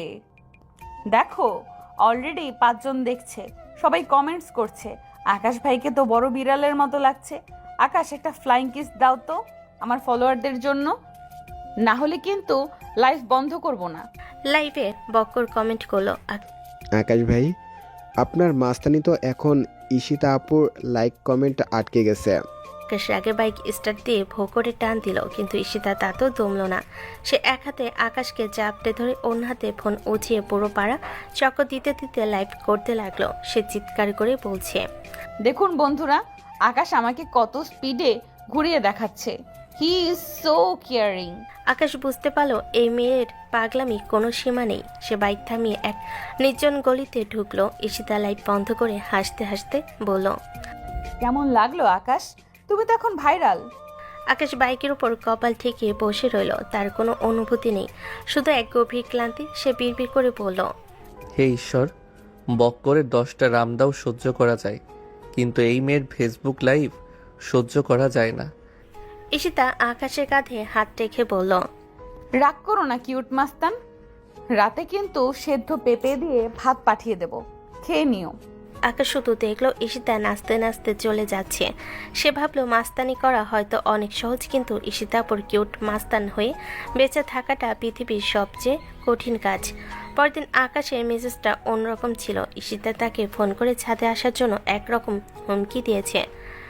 যদি না আসো তবে তোমার বাইকের সাইলেন্সার পাইপে আমি সিমেন্ট ভরে দেব। আকাশ জানে ঈশিতা এটা করতে পারে, তাই সে অনিচ্ছা সত্ত্বেও ছাদে এলো।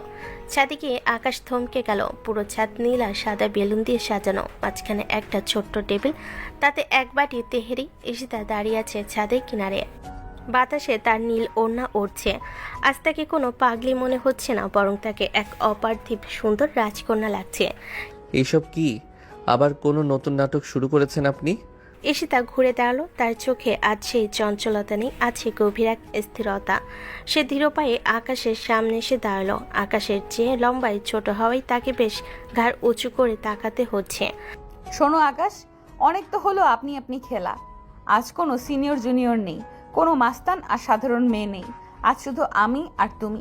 আমি জানি তুমি আমাকে এড়িয়ে চলতে চাও, কারণ তোমার ধারণা তোমার জগৎটা অন্ধকার। কিন্তু তুমি কি জানো এই অন্ধকারে আমি তোমার ধ্রুবতারা হতে চাই? আকাশ চুপ করে রইল। তার হৃৎপিণ্ড আজ স্বাভাবিকের চেয়ে দূরত্ব চলছে। ঈশিতা আকাশের হাতটা নিজের হাতের মুঠোয় নিয়ে বলে, আমি তোমাকে ভালোবাসি আকাশ। তোমার এই রাগী চোখের আড়ালের মায়াটাকে ভালোবাসি। তোমার এই রক্তমাখা হাতের ভেতর যে জীবন বাঁচানোর আকুতি আছে তাকে ভালোবাসি। তুমি কি সারা জীবন আমার এই পাগলামিগুলো সহ্য করার দায়িত্ব নেবে? আমার কিউট মাস্তান হয়ে থাকবে? আকাশ স্তব্ধ হয়ে দাঁড়িয়ে আছে। পাড়ার যে ছেলেটা এক হুঙ্কারে গলি ফাঁকা হয়ে যায়, আজ সে একটা মেয়ের চোখের দিকে তাকিয়ে কথা বলার শক্তি হারিয়ে ফেলেছে। আকাশে মনে পড়লো আজ ঈশিতা সে ঝাড়ু নিয়ে গুন্ডা তাড়ানো, সেই ফেসবুকে লাইভ করা, আর সেই জোর করে করলা জুস খাওয়ানো এক রাতের কাটানো মুহূর্ত, গভীর মুহূর্ত। সে বুঝতে পারলো এই মেয়েটা না থাকলে তার জীবনটা আবার সে একঘেয়ে আর ধূসর হয়ে যাবে। আকাশের ঠোঁটে কোণে এক চিলতে মিলান কিন্তু খাঁটি হাসি ফুটে উঠল। সে ঈশিতার হাতটারও শক্ত করে আঁকড়ে ধরল। আপনি মানে তুমি সত্যি একটা আপদ ঈশিতা। আমার ইজ্জত তো তুমি অলরেডি পাড়ায় শেষ করে দিয়েছো। এখন বাকি আছে শুধু আমার জীবনটা। সেটা কি না দিয়ে উপায় আছে? চোখ খুশিতে চকচক করে উঠল। আকাশ নিচু হয়ে ঈশিতার কপালে একটা হালকা চুমু খেলো। হ্যাঁ ঈশিতা, আমি রাজি, তবে একটা শর্ত আছে। বিয়ের পর কিন্তু আমাকে ফেসবুকে লাইভ করা যাবে না, আর প্রতিদিন ওই সিদ্ধ সবজি খাওয়ানো চলবে না। ঈশিতা খিলখিল করে হেসে উঠল এবং আকাশকে জড়িয়ে ধরল। আকাশ অনুভব করলো পৃথিবীর সব মাস্তানি একদিকে, আর এই ছোট্ট মেয়েটার বুকের মাঝখানে শান্তিটা অন্যরকম। ব্যাস, এরপর এক জুনিয়র মাস্তান আর সিনিয়র পাগলি চুটিয়ে প্রেম শুরু হলো। একদিন আকাশ বাজারে গেছে বড় মাছ কিনতে। এক দোকানদার তাকে বেশি দাম বলছিল। আকাশ চেয়ে না গরম হতে যাবে অমনি ঈশিতা কোথা থেকে উদয় হয়ে বিক্রেতাকে ধমক দিয়ে বলল, খবরদার, আমার আকাশের সাথে বেশি দাম করবেন না। আকাশ তুমি সরো তো, তুমি তো দামাদামিই জানো না, শুধু শুধু মাস্তানি দেখাও। আকাশ শান্ত ছেলের মতো বাজারের থলি হাতে নিয়ে ঈশিতার পেছন পেছন হাঁটতে শুরু করলো। পাড়ার লোকে বলাবলি করে, আকাশের মস্তানি এখন ঈশিতার আঁচলের বন্দি। মাঝে মধ্যে বৃষ্টির রাতে আকাশ ঈশিতাকে নিয়ে বাইকে করে লং ড্রাইভে যায়। আকাশ বাইক চালাতে চালাতে আয়নায় ঈশিতার হাসি মুখটা দেখে আর ভাবে, এই পাগলিটা না থাকলে সে হয়তো কোনোদিন জানতেই পারতো না ভালোবাসা আসলে মাস্তানির চেয়েও অনেক বেশি শক্তিশালী। আকাশ এখন আর লোহার পাইপ নিয়ে ঘোরে না। তার পকেটে এখন ঈশিতার প্রিয় চকলেট আর একটা রুমাল থাকে, কারণ ঈশিতা যখন তখন আইসক্রিম খেয়ে মুখ মাখিয়ে ফেলে, আর আকাশকে সেটা পরিষ্কার করে দিতে হয়। আকাশ আর ঈশিতার প্রেম এখন পাড়ার মোড়ে মোড়ে গল্পের বিষয়। আকাশ তার মাস্তানি ভুলে এখন ঈশিতার পাগলামি সামলাতে বেশি ব্যস্ত থাকে। তাদের প্রেমের আকাশ সবসময় বৃষ্টির দিনে বাইক নিয়ে বের হতে পছন্দ করে, কিন্তু ঈশিতার দাবি বৃষ্টির দিনে রিক্সা না খুলে প্রেম পূর্ণতা পায় না। অগত্যা আকাশকে তার দাপুটে ইমোজ বিসর্জন দিয়ে রিক্সায় উঠতে হয়। একদিন ঈশিতা আকাশকে সহ রিক্সায় উঠল। ঈশিতা রিক্সার হুডটা নামিয়ে দিল। ঈশিতা, হুড নামালেন কেন? ভিজে তো একাকার হয়ে যাচ্ছি। পাড়ার পোলাপান দেখলে হাসবে। হাসলে হাসুক। আকাশ, তুমি কি জানো বৃষ্টির পানি যখন তোমার ওই রাগী মুখে পড়ে তখন তোমাকে একদম ওই ভেজা বিড়ালের মতো কিউট লাগে। এখন একদম চুপচাপ বসো আর রিক্সাওয়ালা মামার সাথে গান গাও। আকাশ অসহায়ের মতো রিকশায় বসে রইল। ঈশিতা হুট করে আকাশের কাঁধে মাথা রেখে তার হাতটা শক্ত করে ধরল। আকাশের বুকের ভেতর তখন যেন শতদ্রুত ড্রাম বাজছে। সে বিরক্ত দেখানোর চেষ্টা করলো তার অবচেতন মন ঈশিতার এই সান্নিধ্য দারুণ উপভোগ করছিল।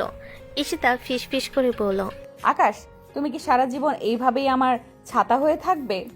আকাশ কোনো উত্তর দিল না, শুধু ঈশিতার হাতটা আরও একটু শক্ত করে চেপে ধরল। কিছুদিন পর পাড়ার বৈশাখী মেলা বসেছে। ঈশিতা আকাশকে বাধ্য করছে লাল পাঞ্জাবি পরতে, আর নিজে পরেছে হলুদ শাড়ি। আকাশ পাঞ্জাবি পরে অস্বস্তিতে ছটফট করছিল।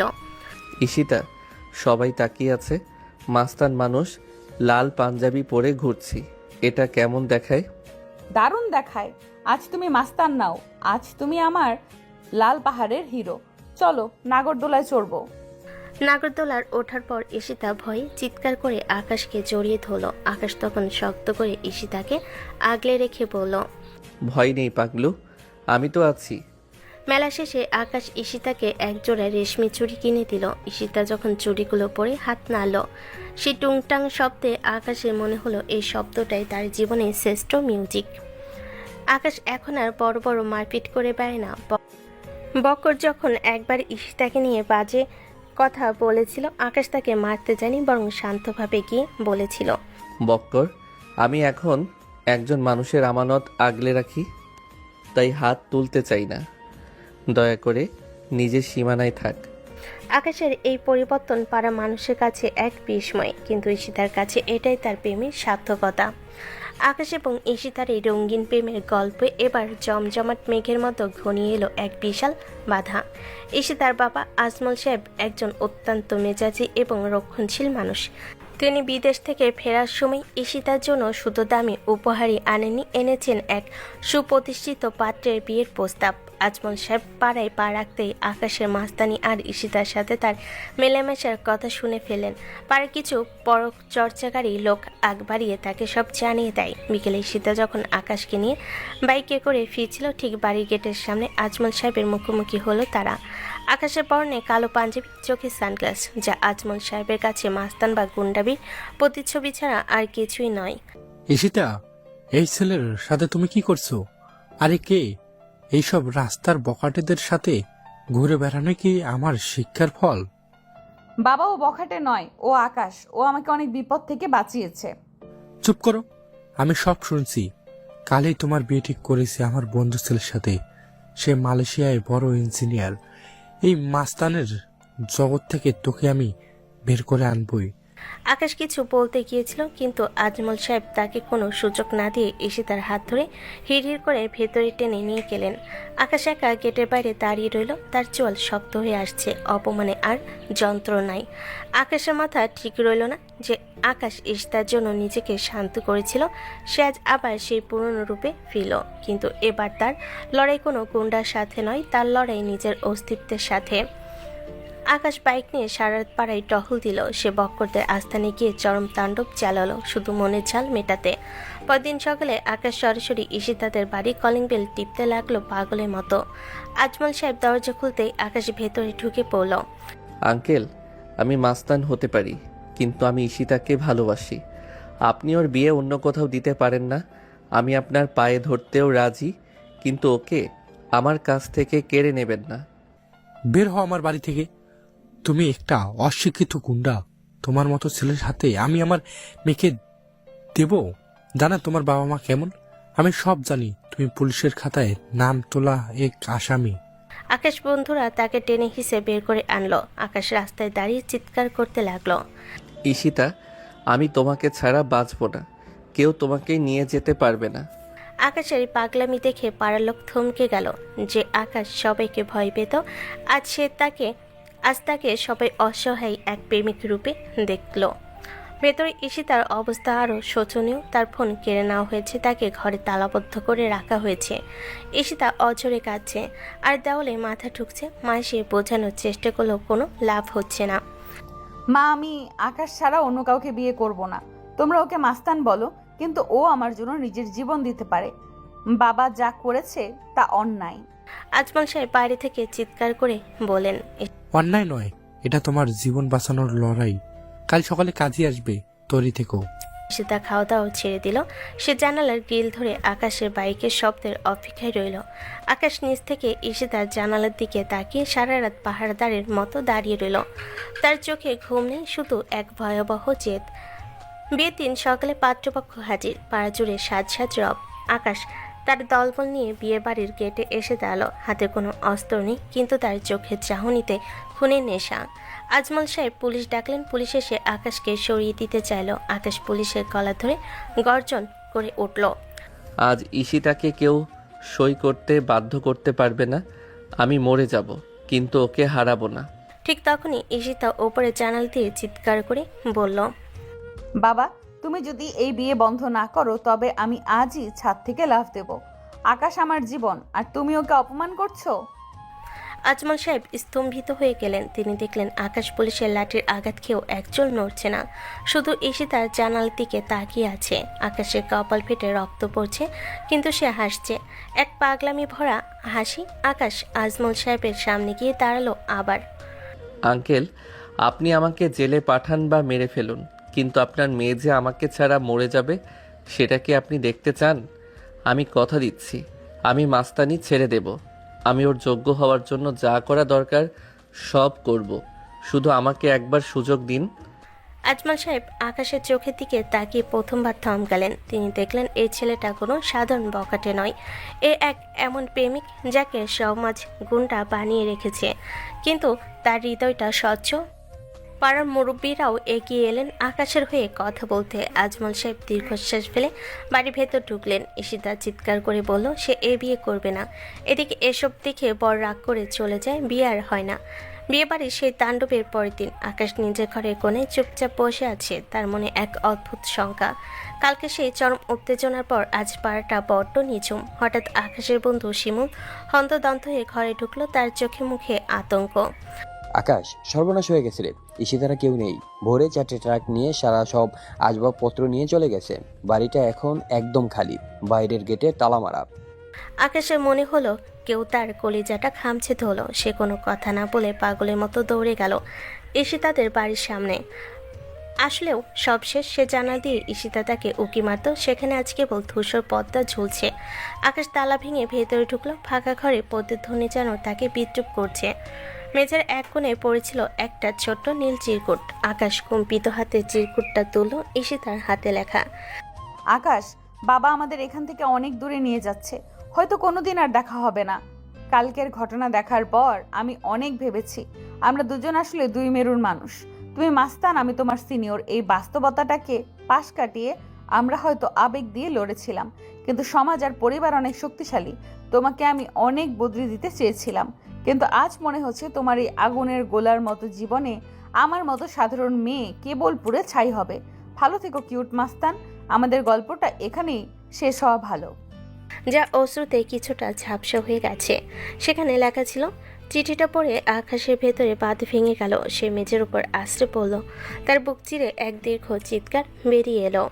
আকাশ গগন বিতারী চিৎকার করে, কেন এলে তুমি আমার জীবনে ঈশিতা? কেন আমাকে ভালোবাসতে শেখালে? আমি তো একা নিজের অন্ধকারে ভালোই ছিলাম। কেন আমাকে আলোর স্বপ্ন দেখিয়ে মাঝ পথে এভাবে একা ফেলে চলে গেলে? আমি এই মুক্তি চাইনি ঈশিতা, আমি তোমাকে চেয়েছিলাম। আকাশের সেই কান্না পাড়ার দেওয়ালগুলোতে প্রতিধ্বনিত হতে লাগলো। সেই রাগী মাস্তান আজ এক অসহায় শিশুর মতো ধুলোয় মিশিয়ে লুটিয়ে কাঁদছে।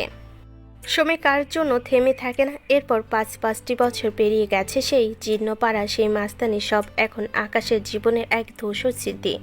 আকাশ এখন আর সেই লোকাল ডন নয়, সে এখন এক প্রতিষ্ঠিত ব্যবসায়ী। তার নিজের একটি আইটি ফার্ম আছে। তার চলাফেরে এখন আভিজাত্য আর গম্ভীর্য, কিন্তু তার চোখে সেই মায়া ভরা বিষণ্ণতা এখনও কাটেনি। আকাশ এখন অন্য এক শহরে থাকে। সে নিজেকে পুরোপুরি বদলে ফেলেছে। তার মনে এখনও একটা ঘোর অন্ধকার হয়ে আছে, যেখানে ঈশিতার স্মৃতিগুলো জমিয়ে রাখা। সে আর আগের মতো হাসে না, তার হৃদয়ে এখন কেবল দায়িত্বের রাজত্ব। আকাশের মা এখন বেশ অসুস্থ, তার একটাই শেষ ইচ্ছা আকাশের বিয়ে দেখা। মায়ের বারবার অনুরোধ আর চোখের জলে আকাশ আর উপেক্ষা করতে পারল না। আকাশ, আর কতকাল ওই পুরনো স্মৃতি বোঝা বয়ে বেড়াবি? মেয়েটা তোকে ছেড়ে গেছে আজ 5 বছর। আমার শরীর ভালো না রে বাবা, তোকে ঘর সংসার করতে দেখে যেতে চাই। আকাশ জানালার বাইরে আকাশের দিকে তাকিয়ে রইল। সে জানে তার হৃদয়ে আর কারোর জন্য জায়গা নেই, তবুও মায়ের হাসির জন্য সে রাজি হলো। ঠিক আছে মা, তুমি যেখানে বলবে আমি সেখানেই বিয়ে করব। আমার নিজের কোনো পছন্দ অপছন্দ নেই। আকাশের বিয়ে ঠিক হলো এক সম্ভ্রান্ত পরিবারের মেয়ে আফরোজার সাথে। আফরোজা খুবই শান্তশিষ্ট মেয়ে। সে মাঝে মধ্যে আকাশের অফিসে আসে, তাকে ফোন করে। আকাশ তার সাথে কথা বলে, তাকে উপহার দেয়, সবকিছু এক যান্ত্রিক নিয়ম মেনে। আফরোজা আকাশের এই শীতলতা অনুভব করে, কিন্তু সে ভাবে হয়তো এটাই আকাশের ব্যক্তিত্ব। আকাশের বিয়ের দিন ঘনিয়ে আসছে। বিয়ের শপিং কার্ড ছাপানো সবই চলছে ধুমধাম করে, কিন্তু আকাশের মনে কোনো আনন্দ নেই। সে যখন আয়নার সামনে দাঁড়ায় তখন নিজের প্রতিচ্ছবি এখনও সেই নীল ওড়না পরা পাগলি মেয়েটাকে খোঁজে। সে জানে আফরোজার সাথে তার এই সংসার হবে কেবল একটা সামাজিক চুক্তি। তার মন থাকবে চিরকাল সেই ফেলে আসা পাড়ার পরিত্যক্ত গলিতে। আকাশ আর আফরোজার প্রথম দেখা হলো একটি নিরিবিলি ক্যাফেতে। আকাশের পরনে একটা দামি নীল শার্ট, হাতে গোটানো, ঠিক যেমনটা সে একসময় ঈশিতার জন্য পরত। আফরোজা এলো হালকা গোলাপি শাড়িতে। মেয়েটি দেখতে অসম্ভব মায়াবী আর শান্ত। আকাশের চোখে কোনো উত্তেজনা ছিল না। সে আফরোজার সাথে কথা বলছিল ঠিক যেন অফিসে কোনো ক্লায়েন্টের সাথে। আফরোজা, আমি আপনাকে স্পষ্ট বলতে চাই, আমি হয়তো আপনার প্রতি একজন স্বামী হিসেবে দায়িত্ব পালন করব, কিন্তু আমার ভেতরে একটা বড় শূন্যতা আছে। আপনি কি সেই শূন্যতা নিয়ে আমার সাথে থাকতে পারবেন? আকাশ সাহেব, আমি জানি আপনার অতীতের কথা। আমি আপনাকে বদলাতে আসিনি, শুধু আপনার পাশে থাকতে এসেছি। ভালোবাসা হয়তো সময় হলে এমনিতেই আসবে। আকাশে মনে হলো আফরোজা খুব বুদ্ধিমতী, কিন্তু তার হৃদয় ঈশিতার সেই পাগলামির যে জায়গা ছিল সেখানে সেই বুদ্ধিমত্তা কোনো কাজ করছে না। বিয়ের কথা পাকাপাকি হওয়ার পরের দিন আফরোজা এসেছে আকাশের বাড়িতে মায়ের সাথে দেখা করতে। আকাশ ড্রয়িং রুমে বসে ল্যাপটপে কাজ করছিল। আফরোজা চুপি চুপি এসে আকাশের পেছনে দাঁড়ালো। চা খাবেন? আমি নিজের হাতে বানিয়েছি। আকাশ কাজে মগ্ন ছিল, সে না তাকিয়ে অভ্যাসবশত বলে ফেলল, ঈশিতা, এখন চা খাবো না, পরে দিও। পুরো ঘর নিস্তব্ধ হয়ে গেল। আফরোজা থমকে দাঁড়ালো। আকাশ নিজের ভুল বুঝতে পেরে ল্যাপটপ থেকে চোখ তুলল। তার চেহারায় এক মুহূর্তের জন্য অপরাধ বোধটা ফুটে উঠল। আফরোজা একটু দুষ্টামি করে সামলে নিয়ে বলল, আমি আফরোজা, ঈশিতা নই। তবে আপনার চাটা কিন্তু ঈশিতার চেয়ে ভালো হতে পারে, একবার খেয়েই দেখুন। আকাশের মা আড়াল থেকে সব দেখছিলেন। আফরোজার এই উপস্থিতি, বুদ্ধি আর সহজ স্বভাব দেখে আকাশ মনে মনে ভাবল মেয়েটা তার জীবনে কঠিন বরফ গলাতে চাইছে। বিকালে মা জোর করে আকাশকে পাঠালেন আফরোজাকে নিয়ে বাইরে একটু ঘুরে আসতে। আকাশ তার কালো এসইউভি গাড়ি চালায়। তারা লেকের ধারে গেল। আফরোজার হাত বাড়িয়ে লেকের পানি স্পর্শ করতে চাইল। আকাশ দাঁড়িয়ে দাঁড়িয়ে দেখছিল। একসময় ঈশিতা এখানে সে বাদাম খাওয়ার বায়না করত আর আকাশকে জোর করে নৌকায় তুলত। আকাশ সাহেব, আপনি কি সবসময় এমন গম্ভীর থাকেন? একটু হাসুন না। আজ কিন্তু আমি আপনার সেই মাস্তান রূপটা দেখতে চাই। সেটা অনেক আগে শেষ হয়ে গেছে আফরোজা, এখন শুধু এই ব্যবসায়ী আকাশই বেঁচে আছে। আমি শুনেছি আপনি নাকি আগে খুব স্পিডে বাইক চালাতেন। তবে আমার বাইক চাই না, আজ আমাকে একটু রিক্সা ঘুরাবেন? কোনো এসি গাড়ি না, শুধু খোলা আকাশ আর রিক্সা। আকাশ থমকালো। রিক্সা ভ্রমণ ছিল ঈশিতার প্রিয়। সে অনিচ্ছা সত্ত্বেও আফরোজার সাথে রিক্সায় উঠল। আফরোজা যখন বাতাসের সাথে কথা বলছিল, আকাশ তখন অন্যমনস্ক হয়ে ভাবছিল কেন প্রতিটি মুহূর্তে সে ঈশিতাকে খুঁজে ফিরছে। আফরোজা আকাশের হাত ধরতে গেলে আকাশ কিছুটা কুঁকড়ে গেল, কিন্তু পরক্ষণে নিজেকে সামলে নিয়ে হাতটা ধরল। তার মনে হলো সে কারোর সাথে প্রতারণা করছে, কিন্তু সে কার সাথে? ঈশিতার সাথে নাকি নিজের বর্তমানের সাথে? সারাদিন ঘোরার পর ফেরার পথে আফরোজা বলল, আকাশ, আমি জানি আপনার মনে এখনো অন্য কেউ রাজত্ব করে, কিন্তু আমি হার মানতে শিখিনি। আমি আপনাকে আপনার অন্ধকার জগৎ থেকে বের করে আনবই। আকাশ শুধু একটা দীর্ঘশ্বাস ফেল। সে বুঝতে পারছে সামনে এক বড় ঝড় আসছে। বিয়ের দিন যত ঘনিয়ে আসছে আকাশের দম যেন তত বন্ধ হয়ে আসছে।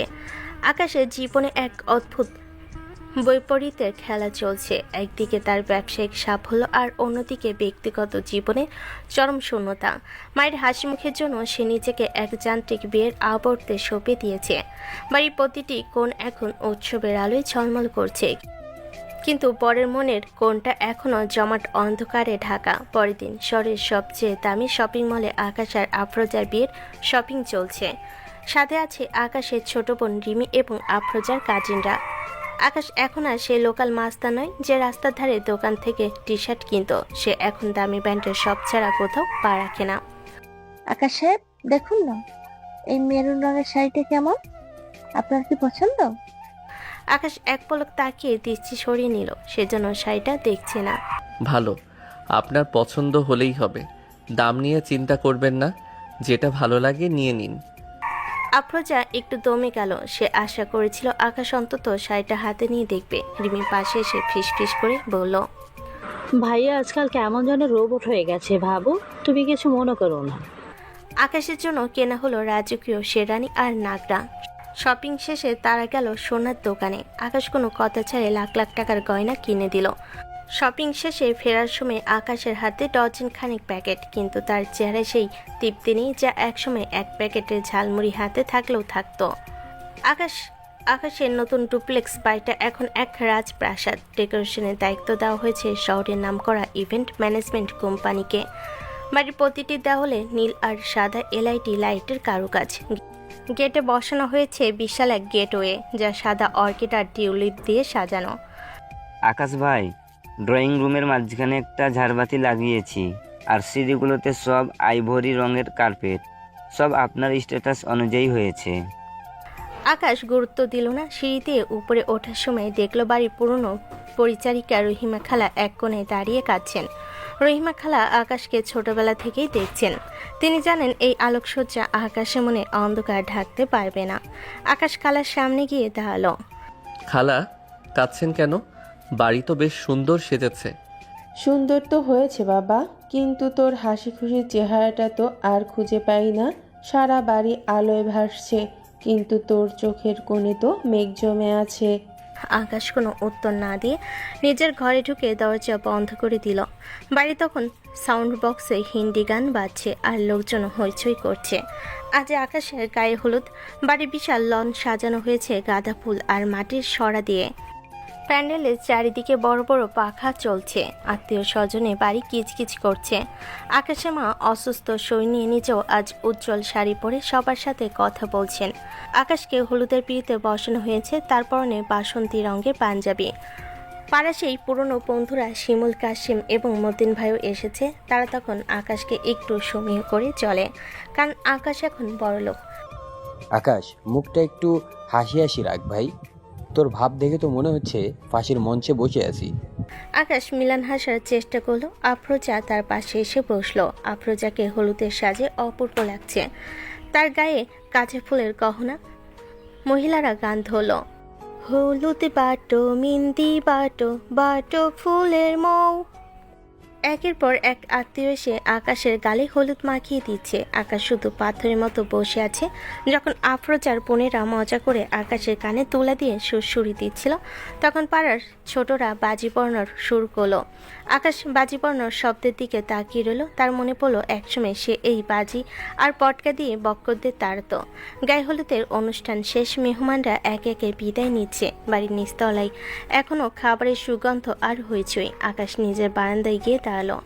চারিদিকে নীল আলো জ্বলছে। সে পকেট থেকে একটা পুরনো সিগারেট বের করলো, যা সে অনেক আগে ছেড়ে দিয়েছিল। ঠিক তখনই আকাশ তার ঘরের এক কোণায় পড়ে থাকা পুরনো সেই নীল ডায়েরিটা দেখল। ইভেন্ট ম্যানেজমেন্টের লোকেরা হয়তো ঘর পরিষ্কার সময় ওটা বের করেছে। আকাশ ডায়েরিটা হাতে নিল না, শুধু তাকিয়ে রইল। সে অনুভব করলো আগামীকাল সে এক নতুন জীবনের দলিলে সই করতে যাচ্ছে, যেখানে দায়িত্ব থাকবে, মর্যাদা থাকবে, টাকা থাকবে। শুধু থাকবে না সেই আকাশ যে একসময় শাসনের আড়ালে ভালোবাসতে জানতো। নিচে তখন উচ্চ স্বরে গান বাজছে। আজ মেরি ইয়ার কি শাদি হে। আকাশ চোখ বন্ধ করলো। কাল তার বিয়ে। সে নিজেকে প্রস্তুত করলো এক দীর্ঘ যান্ত্রিক অভিনয়ের জন্য। পরের দিন বিয়ের দিন। চারিদিকে খুশির জ্বর, কিন্তু বরের আসনে বসে থাকা মানুষটি যেন এক জীবন্ত পাথর। শহরের নামী কনভেনশন সেন্টারে আজ যেন এক মায়াপুরী। গেট থেকে শুরু করে স্টেজ পর্যন্ত হাজার হাজার রজনীগন্ধা আর লাল গোলাপের সুবাস।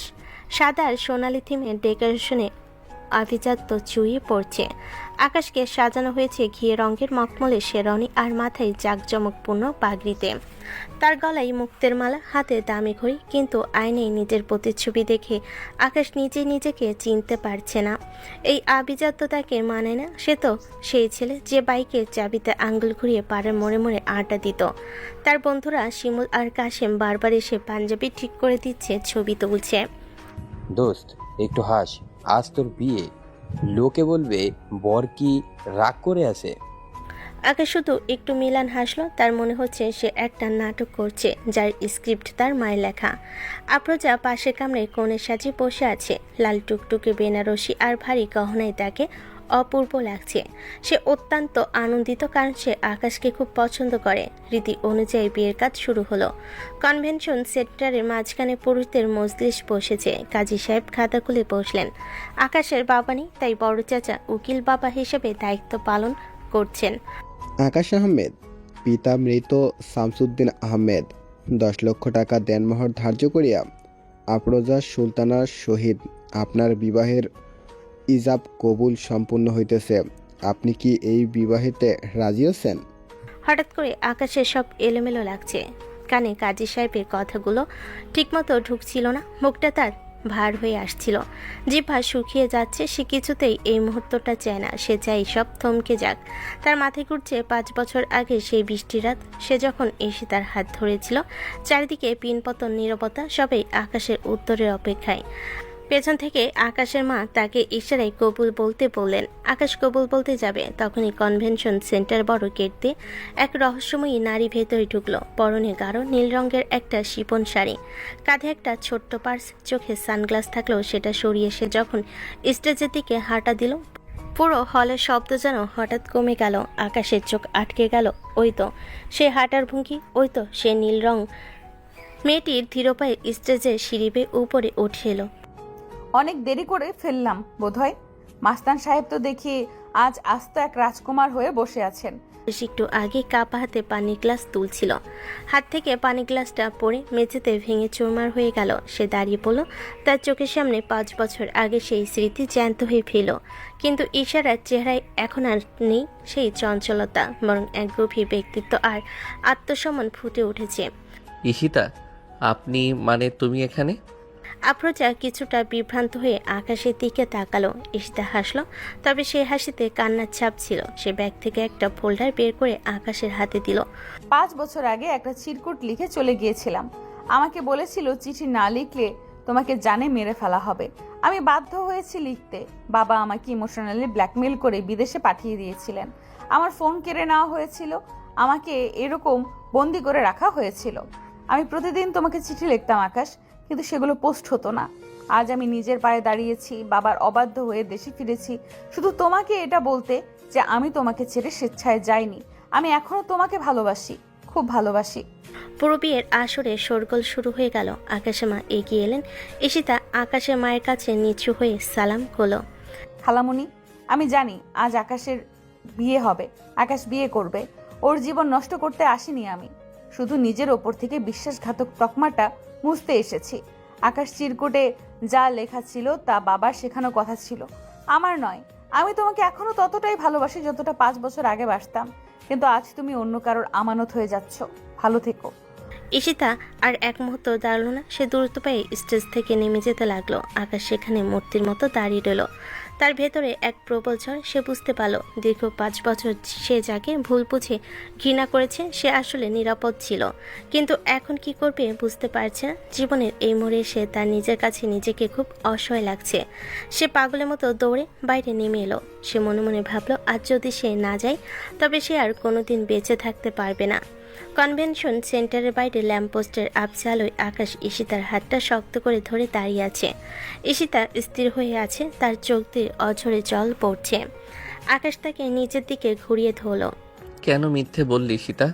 কেন চিরকুটে ওসব লিখেছিলে? তুমি কি একবারও ভাবলে না যে আমি মরেও যেতে পারতাম? বললাম তো তোমাকে মেরে ফেলবেন লোক দিয়ে, ভয়ে করেছি। আর বাবা হার্ট অ্যাটাকের নাটক করেছিলেন আকাশ। আমাকে বলেছিলেন আমি যদি তোমাকে ছেড়ে না যাই তবে তিনি আত্মহত্যা করবেন। আমি নিরুপায় ছিলাম, কিন্তু আজ আমি স্বাবলম্বী। বাবার অমতে চলে এসেছি শুধু তোমাকে সত্যিটা বলতে। কিন্তু আকাশ, আজ অনেক দেরি হয়ে গেছে। তোমার আঙুলে এখন অন্য কারোর আংটি। আকাশের দু চোখ ভিজে এলো। সে বুঝতে পারল দীর্ঘ 5 বছর তারা দুজনেই এক জ্বলন্ত আগ্নেয়গিরির ওপর বাস করছিল।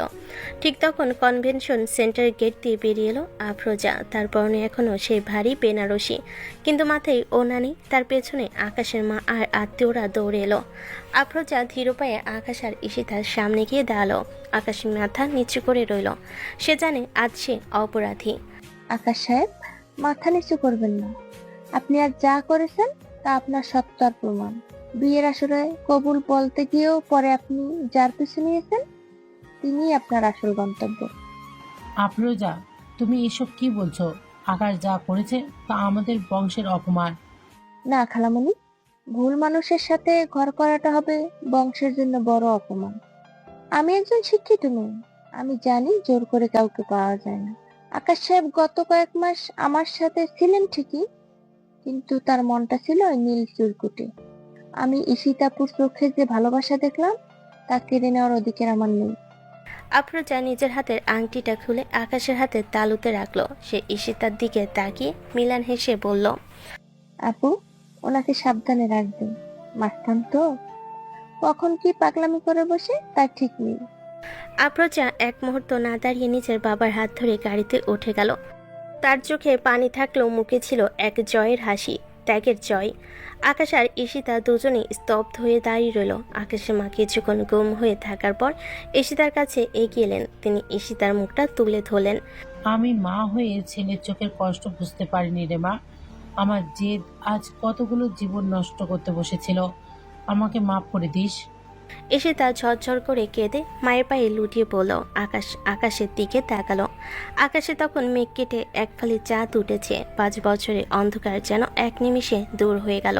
1 মাস পর সেই পুরনো পাড়া, সেই পরিচিত ছাদ। আকাশ এখন তার সেই পুরনো নীল পালসারটা আবার বের করেছে। তবে এখন সে আর মাস্তানি করে না। সে এখন একজন দায়িত্ববান স্বামী এবং ব্যবসায়ী। ঈশিতা নীল শাড়ি পরে ছাদের আলসে ধরে দাঁড়িয়ে আছে। আকাশ পেছন থেকে এসে ঈশিতার চুলে একটা লাল গোলাপ গুজে দিল। শোনো সিনিয়র আপু, এখন তো বিয়ে হয়ে গেছে, এবার কি একটু শান্ত হবে, নাকি এখনো করলার জুস খাওয়ানোর পরিকল্পনা আছে? অবশ্যই আছে। মাস্তান সাহেবের ভুঁড়ি যদি বেড়ে যায় তবে আমার ইমেজের কি হবে? আর শোনো, কাল কিন্তু আমরা আবার সেই রিকশায় করে ভিজবো। আকাশ ঈশিতাকে নিজের বুকের মাঝে টেনে নিল। সে অনুভব করলো জীবনের সব থেকে বড় মাস্তানি হলো নিজের ভালোবাসাকে শেষ পর্যন্ত আগলে রাখা। পাড়া মোড়ে বক্কররা এখনো আড্ডা দেয়, কিন্তু আকাশ এখন ওখান দিয়ে যাওয়ার সময় শুধু ঈশিতার হাতটা আরো শক্ত করে ধরে। একদিন আকাশ অঘরে ঘুমোচ্ছিল। ঈশিতা এসে তার নাকের ডগায় নিচে ভেজা চুল দিয়ে একটু সুরসুরি দিল। আকাশ ভুরু কুচকে পাশ ফিরতে ঈশিতা কানে কানে বলল, এই যে কিউট মাস্তান, অনেক তো হলো ডনগিরি, এবার একটু মাস্তানগিরি, এবার একটু স্বামীগিরি দেখাও। ওঠো, সূর্যমামা তো অনেকক্ষণ আগে উকি দিয়েছে। আকাশ চোখ পিটপিট করে তাকে ঈশিতার হাতটা টেনে ধরলো। ঈশিতা টাল সামলাতে না পেরে আকাশের বুকের উপর পড়ে গেল। সকাল সকাল এত এনার্জি কোত্থেকে পাও ঈশিতা? 5 বছর তো শান্তিতে ঘুমাতে দাওনি, এখন কি বাকি জীবনটাও নির্ঘুম কাটবে? অবশ্যই, আমার মতো সিনিয়র আপুকে বিয়ে করেছো, এখন তো একটু খেসারত দিতেই হবে। ওঠো, আমি চা বানিয়েছি। আর হ্যাঁ, আজ কিন্তু কোনো অফিসে কাজ নেই, শুধু আমি আর তুমি। আকাশ বিছানা থেকে উঠে দেখলো ট্রেতে ধোয়া ওঠা চা। সে চুমুক দিয়ে চোখ মুখ কুচকে ফেল। চিনি নেই। চিনি কোথায়? এটা কি সেই ডায়েট কন্ট্রোলের পার্ট 2? ও আকাশ, একটু তো রোমান্টিক হও। আমি সামনে বসে আছি, আমার মিষ্টি হাসিটুকু কি তোমার চায়ের চিনির অভাব মেটানোর জন্য যথেষ্ট নয়? আকাশ হেসে ফেল। সেই চিরচেনা ঈশিতা, যার পাগলামিতে সে একসময় বিরক্ত হতো, আর আজ সেই বিরক্তটাই তার বেঁচে থাকার রসদ। দুপুর গড়িয়ে বিকেল হতেই আকাশটা কালো হয়ে এলো। ঠিক 5 বছর আগে সেই দিনগুলোর মতো ঝমঝম করে বৃষ্টি নামলো। ঈশিতা আলমারি থেকে আকাশে সেই পুরনো কালো পাঞ্জাবিটা বের করে আনলো। আকাশ চলো ভিজবো। আজ কোনো দামি গাড়ি নয়, আজ আমরা সেই পুরনো রিকশায় করে পুরো শহর ঘুরবো। আকাশ প্রথমে না করলেও ঈশিতার জেদের কাছে হার মানল। রিকশার হুড নামানো, বৃষ্টির প্রতিটি ফোঁটা তাদের গায়ে দিচ্ছে। আকাশ ঈশিতাকে আগলে রাখার চেষ্টা করছে, কিন্তু ঈশিতা দুহাত বাড়িয়ে বৃষ্টির জল ধরছে। জানো আকাশ, 5 বছর আগে যখন একা বৃষ্টিতে ভিজতাম তখন মনে হতো জলগুলো খুব ঠান্ডা, কিন্তু আজ তোমার পাশে বসে ভিজছি, মনে হচ্ছে জলগুলো খুব ওম দিচ্ছে।